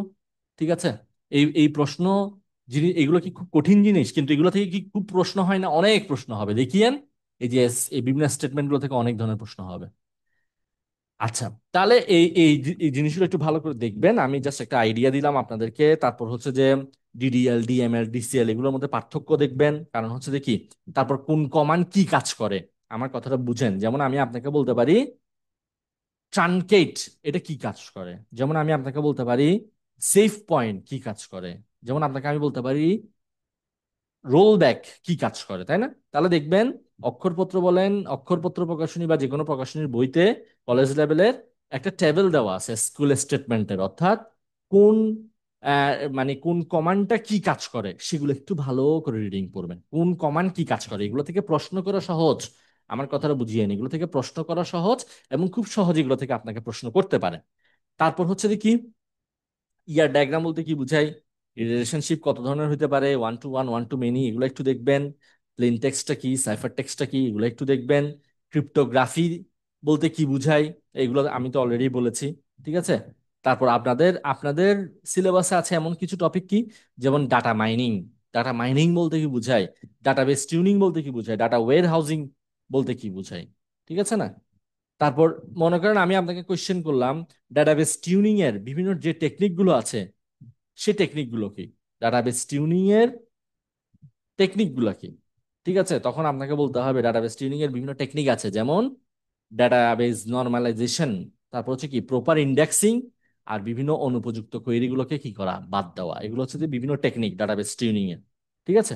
তাহলে এগুলো কিন্তু আপনারা থিওরির জন্য পড়েছেন, আপনারা রিটেনের জন্য পড়েছেন, এগুলো একটু আইডিয়া নিবেন। আর আরেকটা টপিক ছিল যেমন এসিড প্রপার্টিস, এটা আপনাদের কিন্তু থিওরি পরীক্ষায় আসছে, রাইট? এসিড প্রপার্টিস অর্থাৎ ডাটা ইন্টিগ্রিটি এবং কনসিস্টেন্সি বজায় রাখার জন্য ডাটা ম্যানেজমেন্ট সিস্টেম ব্যবহার করা এসিড প্রপার্টিস, তার না? তার মানে এই এসিড প্রপার্টিস গুলো হচ্ছে যে সম্পর্কে ধারণা নিবেন। যেমন এসিড প্রপার্টিস গুলো আছে অ্যাটমিসিটি, কনসিস্টেন্সি, আইসোলেশন, ডিউরেবিলিটি, এগুলো একটু আইডিয়া নিবেন। ঠিক আছে? তবে কলেজ লেভেলের, আমি বারবার বলছি, কলেজ লেভেলের বইটা পড়লে অনেক কিছু সম্পর্কে ধারণা পাবেন। সাথে এবার আপনি আপনার কলেজ লেভেলের রিটেন পরীক্ষার জন্য যে যে এক্সট্রা জিনিসগুলো পড়েছেন, এই যে ডাটা মাইনিং, ওয়্যার হাউজিং বা স্পেস ইন্ডেক্সিং, ডেন্স ইন্ডেক্সিং, এগুলো ছোট ছোট আইডিয়া নেবেন। ব্যাস, ডাটাবেসটা সম্পর্কে একটু বিস্তারিত বললাম যে আপনি কি কি দেখতে পারেন, আপনি এগুলো একটু আইডিয়া নিতে পারেন। ওকে? আচ্ছা, তাহলে ডাটাবেসটা সম্পর্কে একটা ভালো আইডিয়া দিলাম আপনাদেরকে, কি কি দেখবেন না দেখবেন। এবার আসেন প্রোগ্রামিং, সি প্রোগ্রাম ভালো করে দেখতে হবে। সি প্রোগ্রাম ভালো করে দেখতে হবে। আর হচ্ছে যে জাভা থেকে হচ্ছে যে বেসিক আইডিয়া নিতে হবে। জাভা থেকে হচ্ছে যে যেমন মনে করেন মেথড ওভারলোডিং কি, হ্যাঁ, তারপর হচ্ছে যে আপনার কনস্ট্রাক্টর বলতে কি বুঝাই, মানে ছোট্ট ছোট্ট ধারণাগুলো। ঠিক আছে? তারপর অবজেক্ট ওরিয়েন্টেড প্রোগ্রামিং হতে হলে আপনাকে কি কি বৈশিষ্ট্য থাকতে হবে, তাই না? এই এই ছোট ছোট জিনিসগুলো আপনাকে দেখতে হবে। মানে জাভা থেকে আপনাকে বেশি দেখতে হবে না, আপনি জাস্ট কনস্ট্রাক্টর কি, বা প্যারামিটারাইজ কনস্ট্রাক্টর বলতে কি বুঝাই, বা হচ্ছে যে আপনার মেথড ওভারলোডিং বলতে কি বুঝাই, এই একটু ডেফিনিশন, জাস্ট একটু কি জিনিসটা এটা। আর সি প্রোগ্রাম থেকে আপনাকে দেখেন এই জিনিসটা ভালো ধারণা থাকাটা হচ্ছে কি, আপনাকে হাই লেভেলের কোনো ধারণা রাখতে হবে না। আমার কথাটা বোঝার চেষ্টা করিয়েন না, মানে আপনাকে খুব বেশি সি প্রোগ্রাম জানতে হবে না, হলে হবে না সেটা না। কিন্তু বেসিক কনসেপ্ট গুলো, অর্থাৎ একটা বেসিক সি প্রোগ্রাম আপনি কিভাবে লিখতে পারেন, বা ইনপুট ফাংশন বলতে কি বুঝাই, কোনগুলো ইনপুট ফাংশন, কোনগুলো আউটপুট ফাংশন, কোনটা ইউজার ডিফাইন ফাংশন, হ্যাঁ, বা ইউজার ডিফাইন ফাংশন বলতে কি বুঝাই, ঠিক আছে, বা রিকারশন জিনিসটা কি, আমার কথাগুলো বুঝার চেষ্টা করিয়েন। আমি আমি এখানে যে যে প্রশ্নগুলো করেছি এগুলো কি একটাও ডিফিকাল্ট প্রশ্ন? এই প্রশ্নগুলো করলেই কিন্তু আপনার বেসিক যাচাই হয়ে যাবে। আপনাকে কিন্তু তখন আর বড় বড় প্রশ্ন করে আপনাকে যাচাই করতে হবে না, আপনাকে কিন্তু বড় প্রশ্ন করে যাচাই করবে না, আপনাকে ছোট ছোট প্রশ্ন করেই আপনাকে, সে বুঝে যাবে যে আপনার নলেজ কতটুকু ডেপথে আছে। কারণ যার বেসিক আইডিয়া নাই তার ডেপথে নলেজ কিভাবে থাকবে? আর যার বেসিক আইডিয়া ভালো আছে তার অবশ্যই ডেপথ নলেজও আছে। ওকে, যে আপনাকে প্রশ্ন করতে পারে, আচ্ছা মেশিন ভাষা বলতে কি বুঝেন, অ্যাসেম্বলি ভাষা বলতে কি বুঝেন, তাই না? বা ন্যাচারাল ল্যাঙ্গুয়েজ বলতে কি বুঝেন, অ্যালগোরিদম এবং ফ্লো চার্টের মধ্যে পার্থক্য কি? আপনাকে বলবে একটা অ্যালগোরিদম লিখে দেখান, হ্যাঁ, যে ধরেন একটা বর্ষ অধিবর্ষ কিনা, বা একটা বর্ষ লিপ ইয়ার কিনা, একটা আহ, মানে অ্যালগোরিদম লিখে দেখান, বা এটা সংখ্যার ফ্যাক্টোরিয়াল বের করব, সেটার জন্য আপনি কি করেন, একটা প্রোগ্রাম লিখে দেখান, বলতে পারে, আপনার সাথে কিন্তু সামনে খাতা কলম থাকবে। আর কমন কোয়েশ্চেন বলতে কি বুঝাই, যেমন অনুবাদক প্রোগ্রাম, হ্যাঁ, এগুলোও দেখবেন অনেকে নার্ভাস হয়ে যাবে। অনুবাদক প্রোগ্রাম বলতে কি বুঝায়, কম্পাইলার বলতে কি বুঝায়, ইন্টারপ্রেটার বলতে কি বুঝায়, what is the difference between compiler and interpreter. এইগুলো কলেজ লেভেলের জন্য আমি বলবো সুপার। আমাকে দেখিয়ে না, আপনারা যখন কলেজ লেভেলে ভাইবা শুরু হবে আপনারা দেখিয়ে নিই, বেসিক কোয়েশ্চেন গুলোই করবে। বেসিক এগুলো পারলে আপনি সমস্যা না হবে না আর। ঠিক আছে, তারপর আপনি কোডিং করতে গেলে কত ধরনের ভুল থাকতে পারে আপনার, সিনট্যাক্স এরর হইতে পারে, লজিক্যাল এরর হইতে পারে, এক্সিকিউশন এরর হইতে পারে, তাই না? তারপর হচ্ছে ডাটা টাইপ থেকে আপনাদের কিন্তু লিখিত পরীক্ষায় প্রশ্ন আসছে না, প্রশ্ন আসছে ডাটা টাইপ থেকে, ডাটা টাইপ থেকে আপনাকে প্রশ্ন করতে পারে। হ্যাঁ, তারপর হচ্ছে যে আপনি মডিফায়ার বলতে কি বুঝাই, আপনার মানে ডাটা টাইপকে মডিফাই করে আপনি কিভাবে কাজ করতে পারেন, লোকাল ভ্যারিয়েবল কি, গ্লোবাল ভ্যারিয়েবল কি, আগে এগুলো পড়েন, শুনেন, এগুলো পড়লে দেখবেন আপনার কনফিডেন্স বাড়বে। আর আপনি যেমন প্রিফিক্স আপনি জানেন না, প্রিফিক্স নোটেশন আর পোস্টফিক্স নোটেশন বলতে কি বোঝায়, এ প্লাস প্লাস বা এ প্লাস প্লাস এ কিভাবে কাজ করে আপনাকে বলতে পারে না, বলেন তো দেখি। এ প্লাস প্লাস এবং প্লাস প্লাস এর মধ্যে তফাৎ কি, প্লাস প্লাস এর মধ্যে পার্থক্য কি? আপনাদেরকে একটা ভালো খবর দিই, দেখেন, আপনাদের যাদের এইচএসসি লেভেলের যাদের বেসিক গুলোতে সমস্যা আছে, অর্থাৎ হচ্ছে যে আপনারা এইচএসসি লেভেলের বিভিন্ন কনসেপ্ট গুলো ভুলে গেছেন, হ্যাঁ, তারা আপনারা আমার ইউটিউব চ্যানেলটা আপনারা ফলো করতে পারেন। সেখানে কিন্তু অনেক বেসিক আলোচনা আছে বিভিন্ন টপিক নিয়ে, সেগুলো আপনারা দেখতে পারেন। ঠিক আছে, তাহলে যেমন I plus plus plus plus I, এগুলো সবগুলো ওখানে দেওয়া আছে, ইউজার। তারপর খুব কমন কোয়েশ্চেন, খুবই common question, call by reference, call by value, এই দুটো বলতে কি বুঝেন? ঠিক আছে, call by value, call by reference বলতে কি বুঝেন, এগুলো আপনাকে সংক্ষিপ্ত ভাবে পড়তে হবে।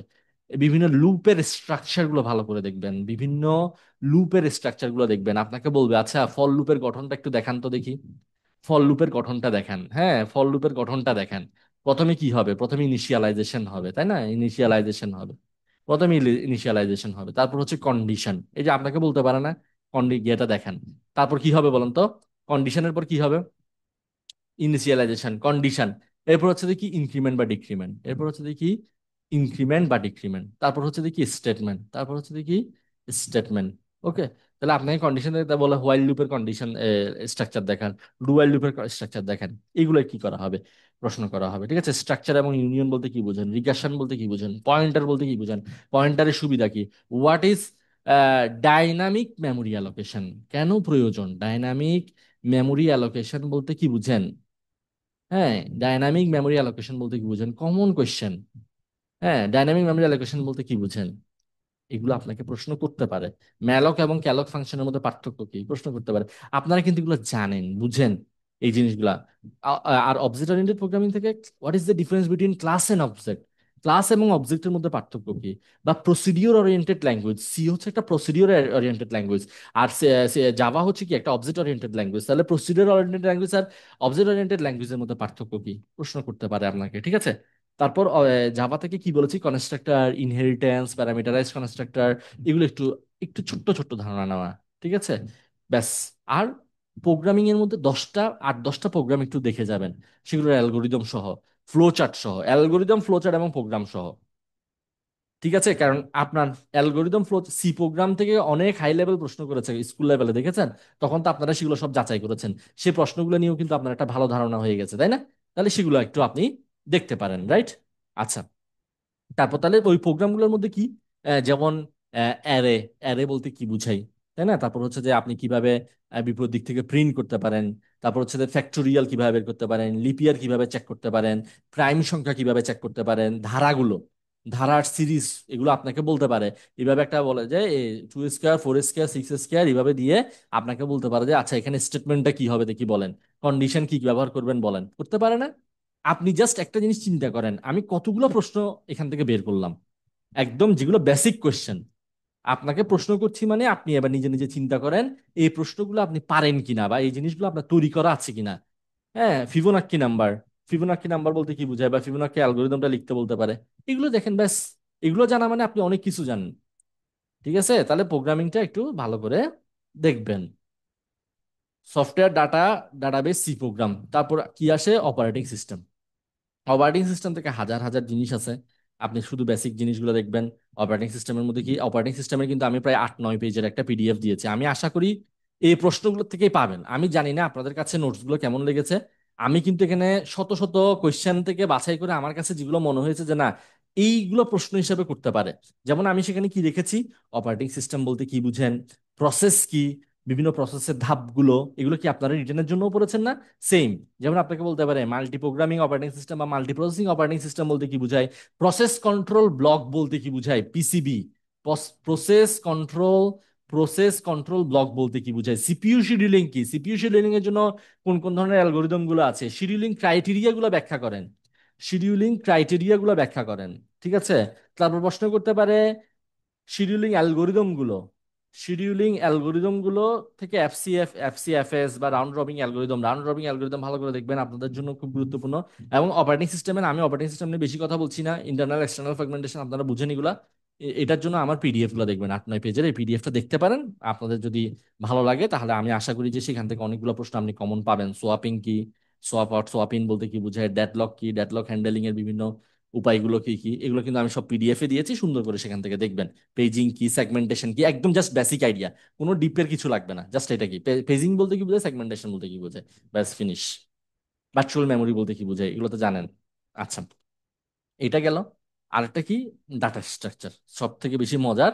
এবং যদি মোটামুটি প্রোগ্রামিং কনসেপ্ট ভালো বা ডাটা স্ট্রাকচারের কনসেপ্ট ভালো এরকম কোনো মানে ভাইবা বোর্ডে এরকম যদি কেউ থাকেন তাহলে উনি কিন্তু অবশ্যই আপনাকে এই ডাটা স্ট্রাকচার এবং প্রোগ্রামিং দিয়ে বাজিয়ে দেখবে, সোজা কথা। ঠিক আছে, আপনার নলেজটা কতটুকু। তো এখানে আপনি কি সব পড়তে যাবেন? আপনি সব পড়তে যাবেন না, তো আপনি এখানে পড়বেন হচ্ছে দেখি স্ট্যাক। হ্যাঁ, স্ট্যাক বলতে কি বুঝায়, কিউ বলতে কি বুঝায়, হ্যাঁ, তারপর হচ্ছে যে স্ট্যাক এবং কিউ এর মধ্যে পার্থক্যটা কি। তারপর হচ্ছে যে আপনি পড়তে পারেন বাইনারি সার্চ, পড়তে পারেন তাই না, বাইনারি সার্চের, বাইনারি সার্চ পদ্ধতিটাতে আপনি নির্দিষ্ট একটা সংখ্যা খুঁজে বের করার জন্য সি প্রোগ্রাম, এগুলো কিন্তু আপনাদের পরীক্ষায় এসেছে। ঠিক আছে, তারপর হচ্ছে অ্যারে কি, লিঙ্ক লিস্ট কি, টাইম কমপ্লেক্সিটি বলতে কি বোঝায়, স্পেস কমপ্লেক্সিটি বলতে কি বোঝায়, ব্যাক ট্র্যাকিং কি। আমার প্রশ্নগুলো একটু শুনতে থাকেন খালি। তারপর হচ্ছে যে যে কোনো একটা বাবল সর্ট অ্যালগোরিদম কি, মানে এগুলো একটু একটু ধারণা নিয়ে যাবেন। হ্যাঁ, বাবল সর্ট অ্যালগোরিদমটা কি বা এগুলো কিভাবে কাজ করে, ঠিক আছে, এগুলো সম্পর্কে একটু একটু ধারণা নিয়ে যাবেন। তারপর হচ্ছে লিঙ্ক লিস্ট কত ধরনের আছে, সার্কুলার সিঙ্গেল লিঙ্ক লিস্ট, এগুলো একটু ধারণা নিয়ে যাবেন। স্ট্যাক এবং কিউর মধ্যে পার্থক্য কি। হ্যাঁ, তারপর হচ্ছে যে দেখেন বিভিন্ন কিউ গুলোকে আমরা মানে ইউজ কেস বলতে পারে, যে আমরা কোথায় কোথায় ব্যবহার করি। যেমন বিএফএস এ, টাস্ক শিডিউলিং এ, প্রিন্টার কিউতে, এগুলোতে আমরা ব্যবহার করি। তারপর আপনার ট্রি থেকে বেসিক কোয়েশ্চেন করতে পারে, বাইনারি ট্রি ডাটা স্ট্রাকচার বলতে কি বুঝায়, কমপ্লিট বাইনারি ট্রি বলতে কি বুঝেন, পারফেক্ট বাইনারি ট্রি বলতে কি বুঝেন। তারপর একদম বেসিক আইডিয়া, বেসিক কনসেপ্ট, যে ট্রি ডাটা স্ট্রাকচার সম্পর্কে, যে নোড কি বা এইচ কি বা প্যারেন্ট নোড কি, ঠিক আছে, ইন্টারনাল নোড কি, এগুলো একটু দেখতে পারেন। ডিগ্রি কি, হ্যাঁ, ডিগ্রি বলতে কি বুঝাই। আমি অনেকগুলো প্রশ্ন সম্পর্কে বলেছি, in order, pre order, post order, idea, idea just AVL data structure বলতে কি বুঝাই। হ্যাঁ, তারপর হচ্ছে যে হিপ ডাটা স্ট্রাকচার বলতে কি বোঝায়, ম্যাক্স হিপ বা মিন হিপ বলতে কি বুঝায়, বিএফএস ডিএফএস এর মধ্যে পার্থক্য কি। Super super important question. আপনি গ্রাফকে কতভাবে উপস্থাপন করতে পারেন, অ্যাডজেন্সি ম্যাট্রিক্সের মাধ্যমে করতে পারেন, আবার লিঙ্ক লিস্টের মাধ্যমে করতে পারেন। হ্যাঁ, ক্রুস্কাল অ্যালগোরিদম, ক্রিপস অ্যালগোরিদম বলতে কি বুঝায়, একদম বেসিক প্রশ্নগুলো, বেসিক প্রশ্নগুলো। ঠিক আছে, তাহলে এইগুলো, এইগুলো হচ্ছে যে আম, দেখতে পারেন। আমি অনেকগুলোর কথা বলেছি, দেখেন আপনার কাছে মনে হতে পারে যে এখানে এতগুলো টপিক বলছেন, এগুলো বেসিক গুলা। আপনি যে কোনো জায়গায় যান আপনার এই বেসিক নলেজ গুলো আপনাকে জানতে হবে। তবে হ্যাঁ, যারা শেষে দিয়ে যুক্ত হয়েছেন আগে আমার কথাটা প্রথম দিকের কথাটা শুনবেন, যে কোন কোন ধাপে কি আসবেন। আপনার প্রথম কাজ হচ্ছে যে এখন আগে কলেজ লেভেলের বইটা আপনাকে ভালো করে দেখতে হবে, জানতে হবে, বুঝতে হবে। পাশাপাশি দেখেন আমি অপারেটিং সিস্টেম মোটামুটি দিয়েছি, অপারেটিং সিস্টেমটা মোটামুটি কমপ্লিট করেছি।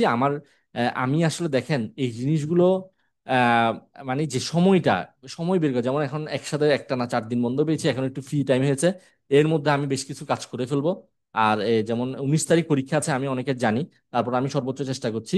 যেমন সি প্রোগ্রাম আর HTML যেগুলো আগে দিয়েছি, সেখান থেকেও আপনি অনেক কিছু করতে পারবেন, কোনো সমস্যা নেই। তারপর আমি আরেকটু গুছিয়ে দেওয়ার চেষ্টা করছি। সফটওয়্যার ইঞ্জিনিয়ারিংটা রেডি হয়েছে, সফটওয়্যার ইঞ্জিনিয়ারিংটা শেয়ার করে দিব আজকে আর কালকে মিলে। তারপর হয়তো কারণ ডাটা স্ট্রাকচার, সি প্রোগ্রাম, এগুলো বেশি সময় লাগবে না, এগুলো সব রেডি করা আছে, এগুলোকে জাস্ট একটু সাজাবো। তারপর ডাটা কমিউনিকেশনও মোটামুটি সাজানো গোছানো আছে, তো সেগুলো দেখতে পারেন, ঠিক আছে?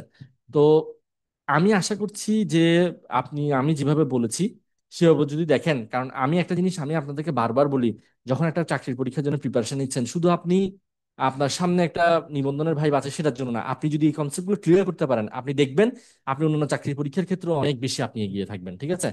আহ, মানে টেনশন ফ্রি থাকবেন। ওকে, এটা হচ্ছে কথা।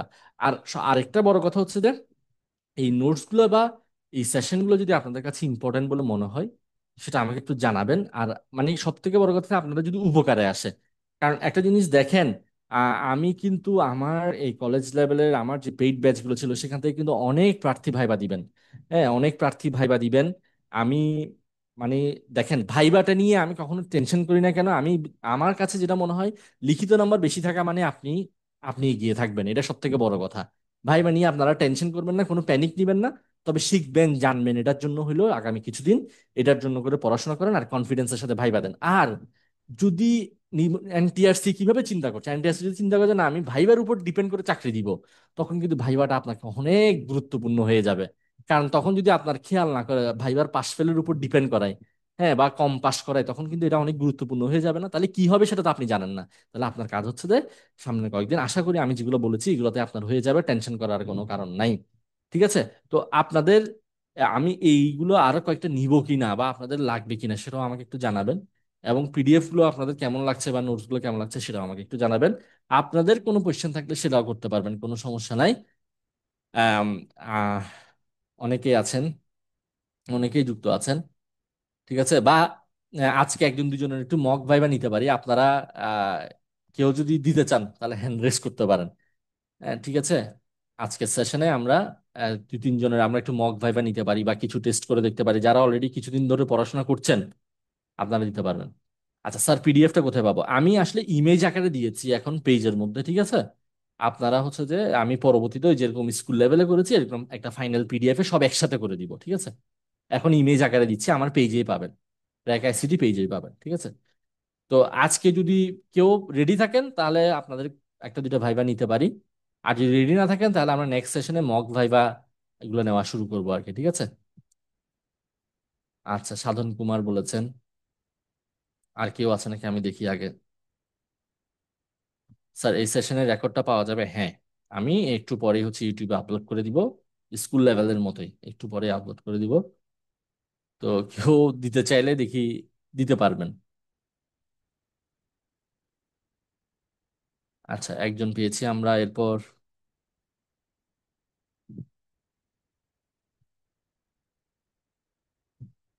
ওকে। আজকে বেশি জন নিতে পারবো না আসলে, অলরেডি 1 ঘন্টা 15 মিনিটের মতো আমরা সেশন কন্টিনিউ করেছি।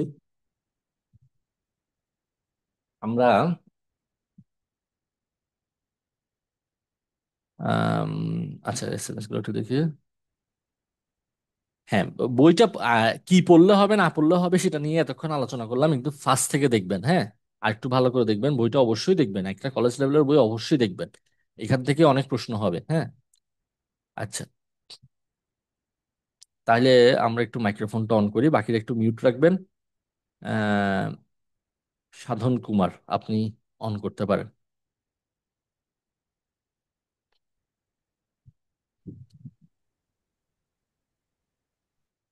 হ্যালো,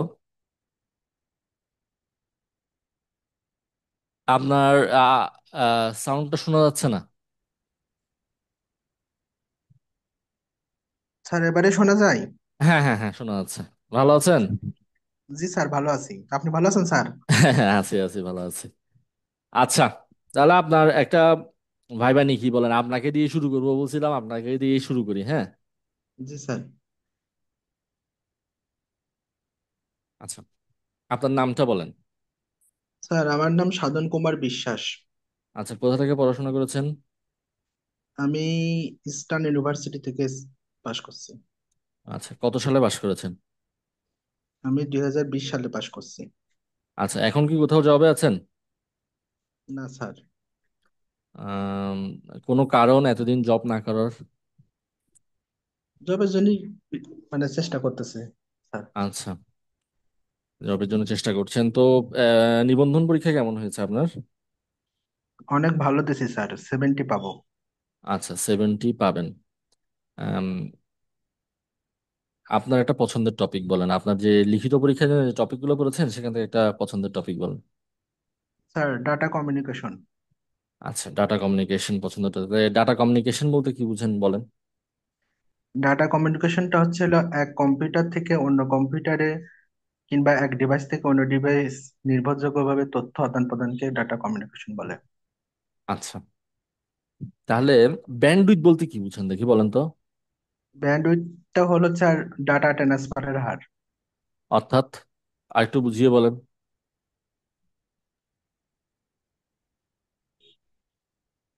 এইটুকু স্যার। আচ্ছা, তাহলে এটা ডাটা স্থানান্তরের হার বলেছেন, অর্থাৎ প্রতি সেকেন্ডে বা প্রতি একক সময়ে কি পরিমাণ ডাটা একটা ডিভাইস থেকে আরেকটা ডিভাইসে ট্রান্সফার হচ্ছে, ঠিক আছে। তো আপনার ব্রডব্যান্ড বলতে কি বুঝেন দেখি বলেন।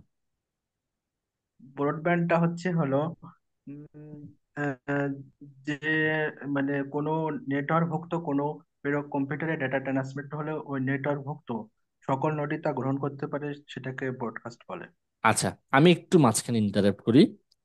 দেখেন, এই যে যেমন আপনি ব্রডব্যান্ড বলতে কি বুঝাই এইটা যখন বলেছেন, তখন মানে মোটামুটি আপনার মানে আপনার সম্পর্কে একটা ধারণা কি হয়ে যাচ্ছে জানেন, যে আপনি সবগুলো জিনিসকে কি করেছেন একদম মানে মুখস্থ করে রেখেছেন। কথাটা বুঝেন। আপনি একটা জিনিস এখানে ভাইবাতে হচ্ছে যে আপনি যত যত কি থাকতে পারবেন, যত বেশি ফ্লেক্সিবল, অর্থাৎ আপনি আপনি নিজে বুঝাতে গেলে, যেমন আমি ধরেন আমি আপনাকে এখন বুঝাচ্ছি, আমি যদি এখন এটাই ভাবে না বুঝাই, আমি আপনাকে যদি বলি দেখেন আমি আমি বুঝতেছি যে এটা আমি এটা হবে এরকম হবে এরকম হবে, দেখেন তাহলে কেমন শোনাচ্ছে, একটা নিজে চিন্তা করেন, ব্যাপারটা বুঝেন। আমি যখন কাউকে আমাকে কোনো কিছু বুঝাতে হচ্ছে, তখন আমাকে এমন ভাবে বুঝাতে হবে যেটা মানে আমাকে ন্যাচারাল লাগে, আর্টিফিশিয়াল না লাগে।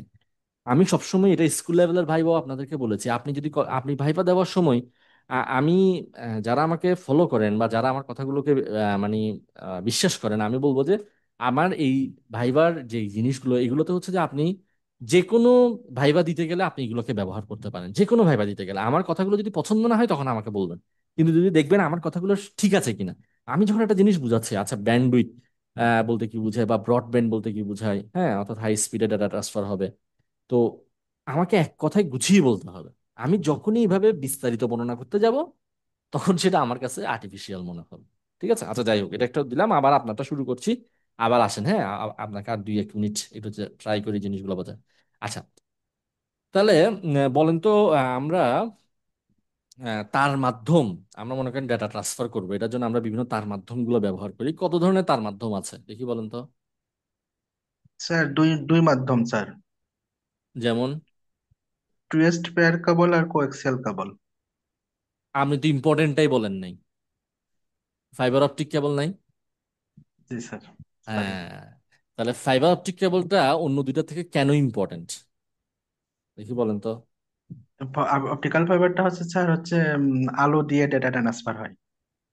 তো সুবিধাটা কি আমাকে একটা এমন একটা সুবিধা বলেন যেটার জন্য আমি অন্য কেবলগুলো ব্যবহার না করে ফাইবার অপটিক কেবল ব্যবহার করব।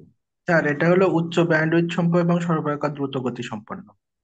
বুঝলাম, আমি বুঝলাম, কিন্তু আমি আরো একটা বৈশিষ্ট্য চাচ্ছি যেটার জন্য আপনি এটাকে অন্যটার থেকে বেটার বলতে পারেন।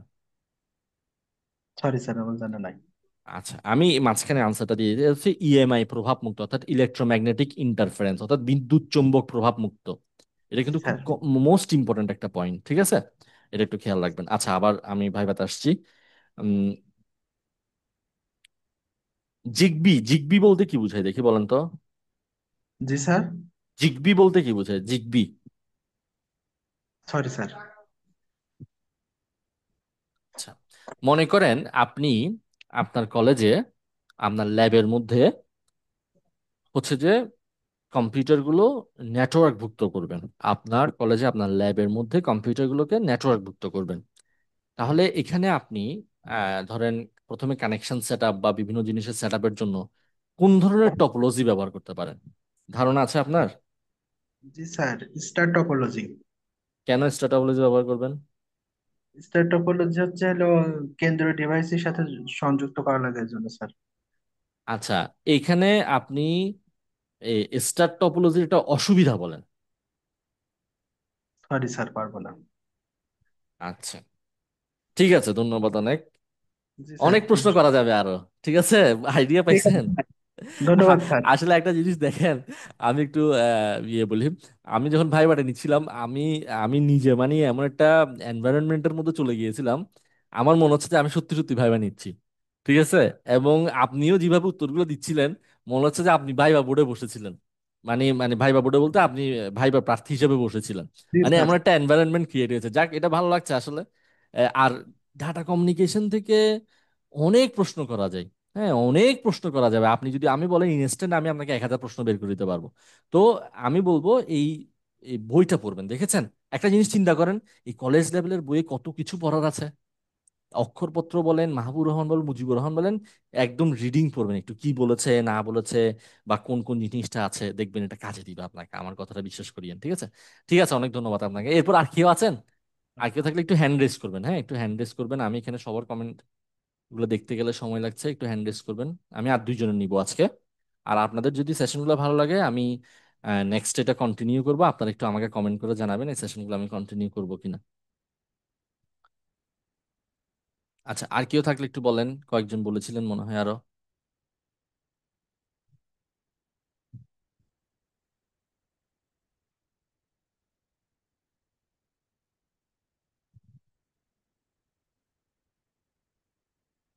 আচ্ছা, হ্যাঁ মারুফ বলতে পারবেন অবশ্যই।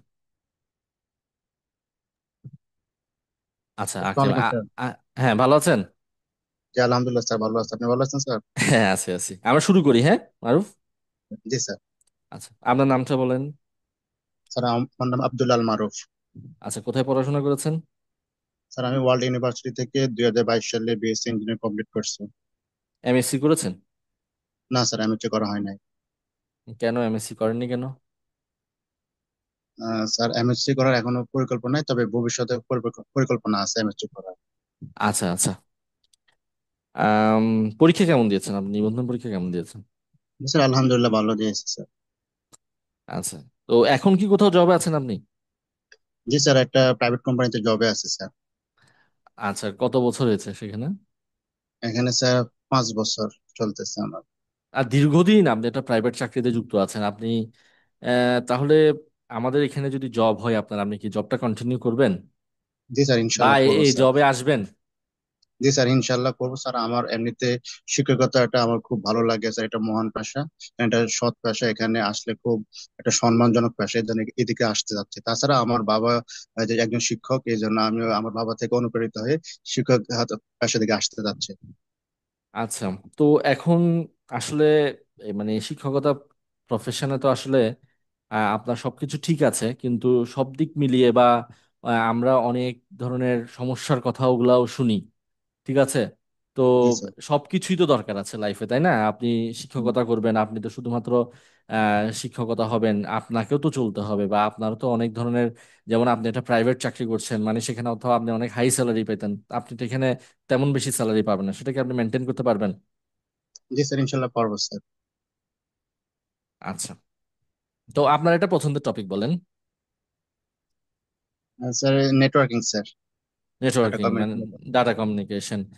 ওকে, স্যার। আপনাকে আমি একটা ওয়ার্ড বলবো, এই ওয়ার্ডের আপনাকে ফুল এলাবোরেশনটা বলতে হবে, হ্যাঁ? জি যেমন স্যার। এলটি,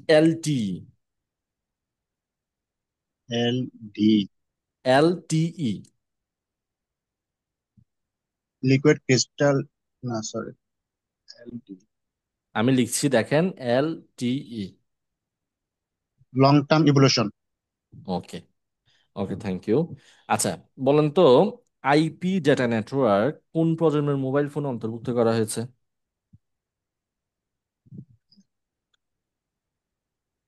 সরি স্যার, মনে পড়তেছে না।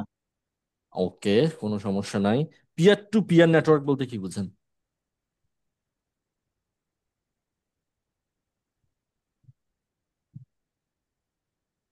এটা মনে পড়তেছে না এখন ভাবতেছে। আচ্ছা, আপনাকে একটা সিনারিও দিই, হ্যাঁ? যেমন ধরেন আমি আপনাকে ব্লুটুথের মাধ্যমে, আপনি আমি আপনাকে ব্লুটুথের মাধ্যমে কিছু ইমেজ আপনাকে আমি শেয়ার করলাম, আপনার সাথে আমি শেয়ার করলাম, ঠিক আছে? জি তাহলে স্যার। এটা কোন কোন ধরনের নেটওয়ার্কের মধ্যে পড়বে? Sir personal personal area network. Personal area নেটওয়ার্কের মধ্যে পড়বে, ভেরি গুড। আচ্ছা, তাহলে এই যে আমাদের যে লোকাল এরিয়া নেটওয়ার্ক বা ওয়েড এরিয়া নেটওয়ার্ক, এগুলো আমরা কোথায় ব্যবহার করব? ওয়াইড এরিয়া নেটওয়ার্ক হচ্ছে গিয়ে সারা বিশ্বে যে ইন্টারনেট আছে ওইটা ওয়াইড এরিয়া নেটওয়ার্ক। আর লোকাল এরিয়া হচ্ছে গিয়ে যারা একটা কম্পিউটার এবার একটা বাসা বাড়িতে বা একটা অফিসের ক্ষেত্রে হচ্ছে লোকাল এরিয়া নেটওয়ার্ক ইউজ করা হয়। আচ্ছা। আচ্ছা, তাহলে বলেন রিপিটার বলতে কি বুঝায়? রিপিটার হচ্ছে দুর্বল সিগন্যালকে শক্তিশালী করার জন্য রিপিটার ইউজ করা হয়। আচ্ছা, হাব এবং সুইচের মধ্যে পার্থক্য বলেন। আহ হাব হচ্ছে হাব হচ্ছে গিয়ে দুর্বল মানে হাব হচ্ছে গিয়ে রিপিট হচ্ছে গিয়ে ইন্টেলিজেন্স মানে একটু চালাক, আর হচ্ছে হাব হচ্ছে একটু হচ্ছে গিয়ে চালাক কম। সেটা কারণ হচ্ছে গিয়ে সুইচের মাধ্যমে সুইচ হচ্ছে গিয়ে সুইচের মাধ্যমে যত সুইচের মাধ্যমে তার নির্দিষ্ট ডাটাগুলা তার যে কোনো সরি হচ্ছে গিয়ে কোনো কোনো কেউ যদি সরি বুঝতে পারতেছি না স্যার হচ্ছে গিয়ে সরি। আচ্ছা, এবার এবার মাঝখানে বলি, যখন একটা বিষয় সম্পর্কে আপনার ক্লিয়ার আইডিয়া দিয়ে থাকবে না, হ্যাঁ, তখন জি স্যার। আপনার এটা নিয়ে এত বেশি গিয়ে করার দরকার নেই। সরি স্যার, শেষ। কথাটা বুঝছেন? কারণ জি আপনি স্যার, এটাকে আর কিন্তু এইভাবে বলতে পার্থক্যটা গেলে, কিন্তু বুঝতে এইভাবে বলতে পারতেছি না গেলে, স্যার। হ্যাঁ হ্যাঁ, বুঝতে পারতেছেন না। কিন্তু এইভাবে এইভাবে চেষ্টা করতে গেলে কি হয়, সেটা একটা রং ইমপ্রেশন পড়ে। জি আপনার স্যার। এইভাবে চেষ্টা করার দরকার নেই, হ্যাঁ। মানে মনে করেন আমাকে বললেন যে হাব এবং সুইচের মধ্যে পার্থক্য কি? হ্যাঁ, হাব হচ্ছে যে প্রেরিত সিগন্যাল শুধুমাত্র টার্গেট কম্পিউটারে, সরি, সবগুলো কম্পিউটারে পাঠায়। আর সুইচ হচ্ছে যে প্রেরিত মানে সিগন্যাল সবগুলো শুধু কম্পিউটারে। নির্দিষ্ট ডাটাতে পাঠায়, সরি, নির্দিষ্ট কম্পিউটার আমিও পাঠায়। আমিও ভুল বলতেছি। হাব হচ্ছে সবগুলো কম্পিউটারে পাঠায়, আর সুইচ হচ্ছে টার্গেট কম্পিউটারে পাঠায়, ঠিক আছে? জি এটাই তো, স্যার, জাস্ট জি স্যার, জি এক স্যার। লাইনে শেষ। এখন আমি যখন এটা ডিপলি বুঝাতে যাব, তখন হচ্ছে তার ঝামেলা হয়ে যাবে, হ্যাঁ। আচ্ছা, জি ক্লাউড স্যার। কম্পিউটিং বলতে কি বুঝেন বলেন? ক্লাউড কম্পিউটিং এমন একটা পরিষেবা যেটা হচ্ছে কি আমরা কোনো কোনো ধরনের ডিভাইস যেন অনলাইন থেকে এটা আমরা হচ্ছে গিয়ে ব্যবহার করতে পারি, যেন যে কোনো ধরনের পরিষেবা অনলাইনের কি মাধ্যমে, কি কি ভাড়ার কি মাধ্যমে। তুমি আচ্ছা আচ্ছা আন্টির কাছে আচ্ছা। যাবে, আন্টির বাসায় যাবে। আচ্ছা, যাও, প্রোটোকল, প্রোটোকল বলতে কি বুঝায় বলেন? প্রোটোকল হচ্ছে এক ধরনের নিয়ম যাও, নীতি, যেমন কোনো আমু আগে পেপার দিচ্ছি, ডাটা ট্রান্সফার যাও। করার জন্য এক ধরনের নিয়ম নীতি হয়, সেটা হচ্ছে প্রোটোকল। আচ্ছা আচ্ছা আচ্ছা। যাই হোক, অনেক ভালো পরীক্ষা দিয়েছেন আসলে, ভালো ভাইবা দিয়েছেন। যাও। এই ধরনের পারলেই হয়ে যাবে মোটামুটি, অনেক আর একটু ভয় চেষ্টা লাগে করছেন। স্যার এর জন্য। না না, ভয় লাগার কিছু নাই, ভয় লাগার কিছু নাই। মানে গিয়ে থাকেন, রিল্যাক্স থাকেন, টেনশন নেওয়ার কিছু নাই। মানে কনফিডেন্সের সাথে, কনফিডেন্সের সাথে দেন, ব্যাস হয়ে যাবে, ঠিক আছে? এটা হচ্ছে জি কথা। স্যার। ওকে, আকলিমা আপনি বলতে পারবেন। জি আমরা আজকে স্যার, আদব। হ্যাঁ। হ্যাঁ, ভালো আছেন? জি স্যার, ভালো আছি, আপনি ভালো আছেন? হ্যাঁ হ্যাঁ, ভালো আছি, ভালো আছি। আচ্ছা, আমরা শুরু করি, হ্যাঁ। আপনাকে দিয়ে আজকে শেষ করব, এরপর নেক্সটটাতে আমরা আরো বাকিদেরকে নিব। আপনারা আপনাদের মতো প্রিপারেশন নেন, বা আমি কিছু ডিরেকশন দিয়েছি সেভাবে পড়তে থাকেন। সেগুলোর উপর বেসিস করে আমরা আমাদের এরকম মানে এই যে করতে করতে অনেকগুলো জিনিস সম্পর্কে আপনাদেরকে আইডিয়া দিব, ঠিক আছে? আচ্ছা, আমরা তাহলে আপনাদের শুরু করি, হ্যাঁ। জি স্যার। আচ্ছা, আপনার নামটা বলেন। স্যার, আমার নাম আকলিমা আক্তার। আচ্ছা, কোথায় পড়াশোনা করেছেন?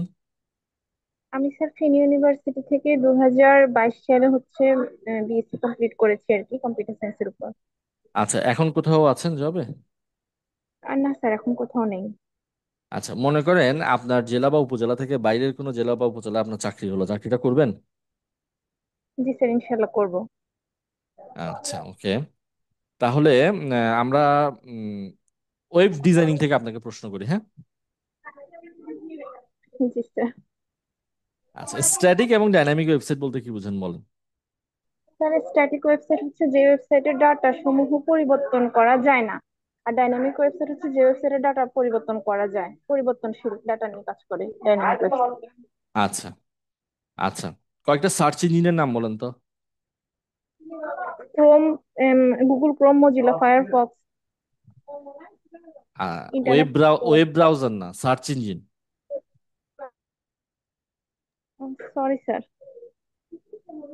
হাইব্রিড কাঠামো বলতে কি বুঝেন?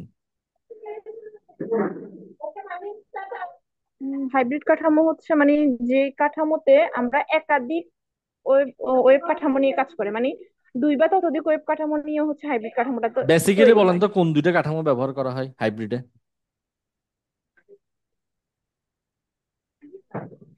ট্রি এবং দুইটা, লিনিয়ার। ট্রি এবং লিনিয়ার, রাইট। হ্যাঁ, ঠিক আছে।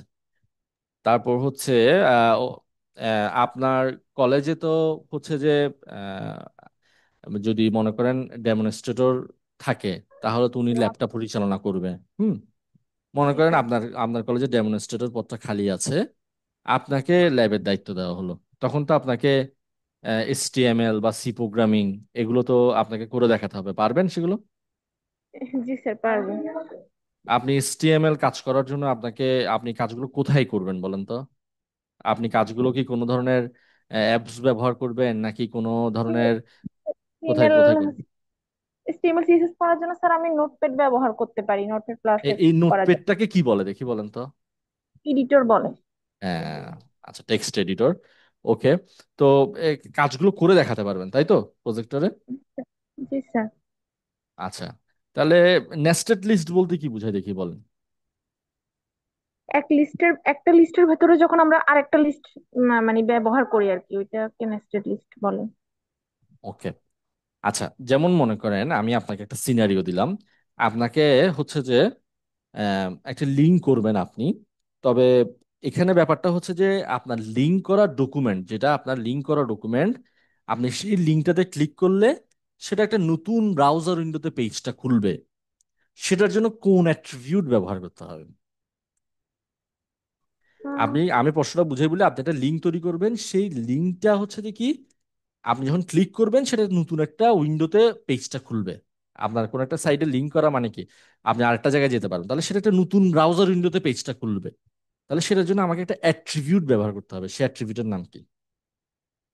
সরি স্যার, এই মুহূর্তে মনে পড়ছে না। এটা হচ্ছে টার্গেট অ্যাট্রিবিউট। ঠিক আছে? এবং টার্গেট সমান এখানে অ্যাট্রিবিউট ভ্যালু হবে ব্ল্যাঙ্ক, তাহলে হচ্ছে সেটা একটা নতুন ব্রাউজার উইন্ডোতে খুলবে। ওকে। আচ্ছা, রো স্পান বলতে কি বুঝাই দেখি বলেন তো? Sir, row span. Row span হচ্ছে স্যার, আমরা টেবিলে সাধারণত টেবিলে যদি আমরা মানে কোনো একটা ডাটা যদি আমরা ওই ডাটা যদি আমরা দুইটা রো এর জায়গা দখল করতে হয়, সেক্ষেত্রে আমরা হুম। রো স্প্যানটা ব্যবহার করি। আচ্ছা, হোস্টিং বলতে কি বুঝাই বলেন? Hosting, web hosting. হ্যাঁ, ওয়েব হোস্টিং। স্যার, ওয়েবসাইটকে যখন আমরা ইন্টারনেটে দেখার প্রয়োজন হয় তখন হচ্ছে ওয়েব হোস্টিং করতে হয়। মানে এটা কিভাবে করতে হয়, মানে হোস্টিংটা কিভাবে মানে বা কি বলতে এটা কিভাবে বুঝাই? হোস্টিং বলতে জিনিসটা বেসিক্যালি কি বুঝাই? কোথায় রাখবেন আপনি এটাকে, সাইটটাকে? স্যার, সাইটটাকে হচ্ছে আমরা মানে একটা ডোমেন কিনতে হবে। হুম। ওই ডোমেন কেনার পরে আমরা আমাদের সাইটটা ওই ডোমেনে আপলোড করতে হবে। ও আপলোড করার ডোমেনে পরে আপলোড করবেন নাকি আপনি সার্ভারে আপলোড করবেন? সার্ভারে আপলোড করতে হবে স্যার। সার্ভারে আচ্ছা, আপলোড করার পরে আমরা যে ইউআরএলটা পাবো, ওই ইউআরএল যখন কোনো ইউজার ওই ইউআরএল এ যাবে তখন হচ্ছে আমরা ওয়েবসাইটটা আপনি দেখতে পাবে আর সার্ভারে কি। সার্ভারে একটা নির্দিষ্ট ভাড়ার বিনিময়ে রাখবেন, এবং সেটার জন্য আপনাকে একটা ইয়ারলি আপনাকে একটা টাকা পয়সা দিতে হবে, সেটাই হচ্ছে দেখি হোস্টিং। ঠিক আছে? জি স্যার। আর এই হোস্টিং না করলে হচ্ছে যে, আচ্ছা, সিএসএস এর পূর্ণরূপ বলেন। Cascading style sheet. ওকে, ধন্যবাদ আপনাকে। ঠিক আছে, সমস্যা নেই, আপনি মোটামুটি। হ্যাঁ, বলেন। টপিক মিলে গেছে স্যার, আমাকে স্কুল লেভেলেও ওয়েবের উপর প্রশ্ন করেছে। আচ্ছা, তাহলে তো তাহলে তো ভালো। স্কুল লেভেলে ওয়েব থেকে প্রশ্ন করলে তো ভালো। আসলে যাই হোক, সমস্যা নেই, আপনি আরো প্র্যাকটিস করেন, আরো আবার আরো দিতে পারবেন যারা আছেন। দেখেন, প্রশ্ন করতে কোনো সমস্যা নেই, প্রশ্নের কোনো শেষও নেই। তবে আমার কথা হচ্ছে যে কি, আপনি এবার প্রশ্ন দিতে দিতে একটা জিনিস খেয়াল করে দেখবেন, আপনার মানে ওই নার্ভাসনেসটা বা ভীতিটা কেটে যায়। হ্যাঁ, একটা কথা। আর মানে আপনি নিজেকে একটু যাচাই করতে পারবেন, আচ্ছা আমি কি মানে আমি একটা প্রশ্ন কি পারবো, যেমন মানে একটা যে ভীতিটা থাকে, আমার কাছে মনে হয় যে সেটা মানে কি হয়ে যায়, সেটা দূরীভূত হয়ে যায় আর কি। আশা করি কাজে আসবে, সমস্যা নেই, যুক্ত থাকবেন। আচ্ছা, আরো একজন হ্যান্ড রেজ করেছেন, আমি আসলে আজকে আর নিতে পারবো না, আমার হচ্ছে যে আপনার 10টা থেকে একটা মিটিং আছে। হ্যাঁ। আম, আপনারা সবাই হচ্ছে যে যুক্ত থাকবেন সবসময় সাথে। আহ, আমি চেষ্টা করছি আসলে অনেক ভালো ভালো মানে আরো কাজ নিয়ে আসার জন্য। হ্যাঁ। হ্যাঁ সোহান, আপনারা আচ্ছা আপনার বলেন, আপনি কি ভাইবা দেওয়ার জন্য বলছেন? আজকে আর নিব না, আজকে আর নিব না। নেক্সট সেশন থেকে আমরা হচ্ছে যে দেখি কালকেও একটা সেশন নেওয়া যায় কিনা, কালকে অথবা পরশু। তাহলে নেক্সট সেশন থেকে আমরা হচ্ছে যে মক ভাইবাগুলো একদম মিনিমাম 20 থেকে 25 জনেরটা নিব আমরা একদিনে, সমস্যা নেই। নেক্সটটাতে আপনাকে আপনাকে দিয়ে শুরু করবো, আপনারা যারা আজকে হ্যান্ড রেজ করেছেন নেক্সট সেশনটাতে আপনাদেরকে দিয়ে শুরু করব। এটা হচ্ছে কথা। আজকের সেশনটা আশা করি আপনাদের ভালো লেগেছে। তো এইভাবে আস্তে আস্তে পড়তে থাকেন, আশা করি একটা দিক নির্দেশনামূলক একটা ইয়ে পেয়েছেন। আর যারা প্রথম থেকে যুক্ত হতে পারেনি, আমি একটু পরে সেটা ইউটিউবে আপলোড করে দিব, সেখান থেকেও দেখতে পারবেন। নেক্সট সেশনের জন্য আপনাদের নেক্সট সেশনও যুক্ত হতে পারবেন, কোনো সমস্যা নেই, আমি সেটা শেয়ার করে দিব। আর যার যে কোনো কোনো সমস্যা বা যে কোনো প্রবলেম হলে অবশ্যই আমাকে জানাবেন। আর যেভাবে বলেছি সেভাবে পড়তে থাকেন, আশা করি কোনো সমস্যা হবে না। ঠিক আছে, হ্যাঁ সোহান বলেন। সোহান বা সামিউল কিছু বলতে চাচ্ছেন হয়তো।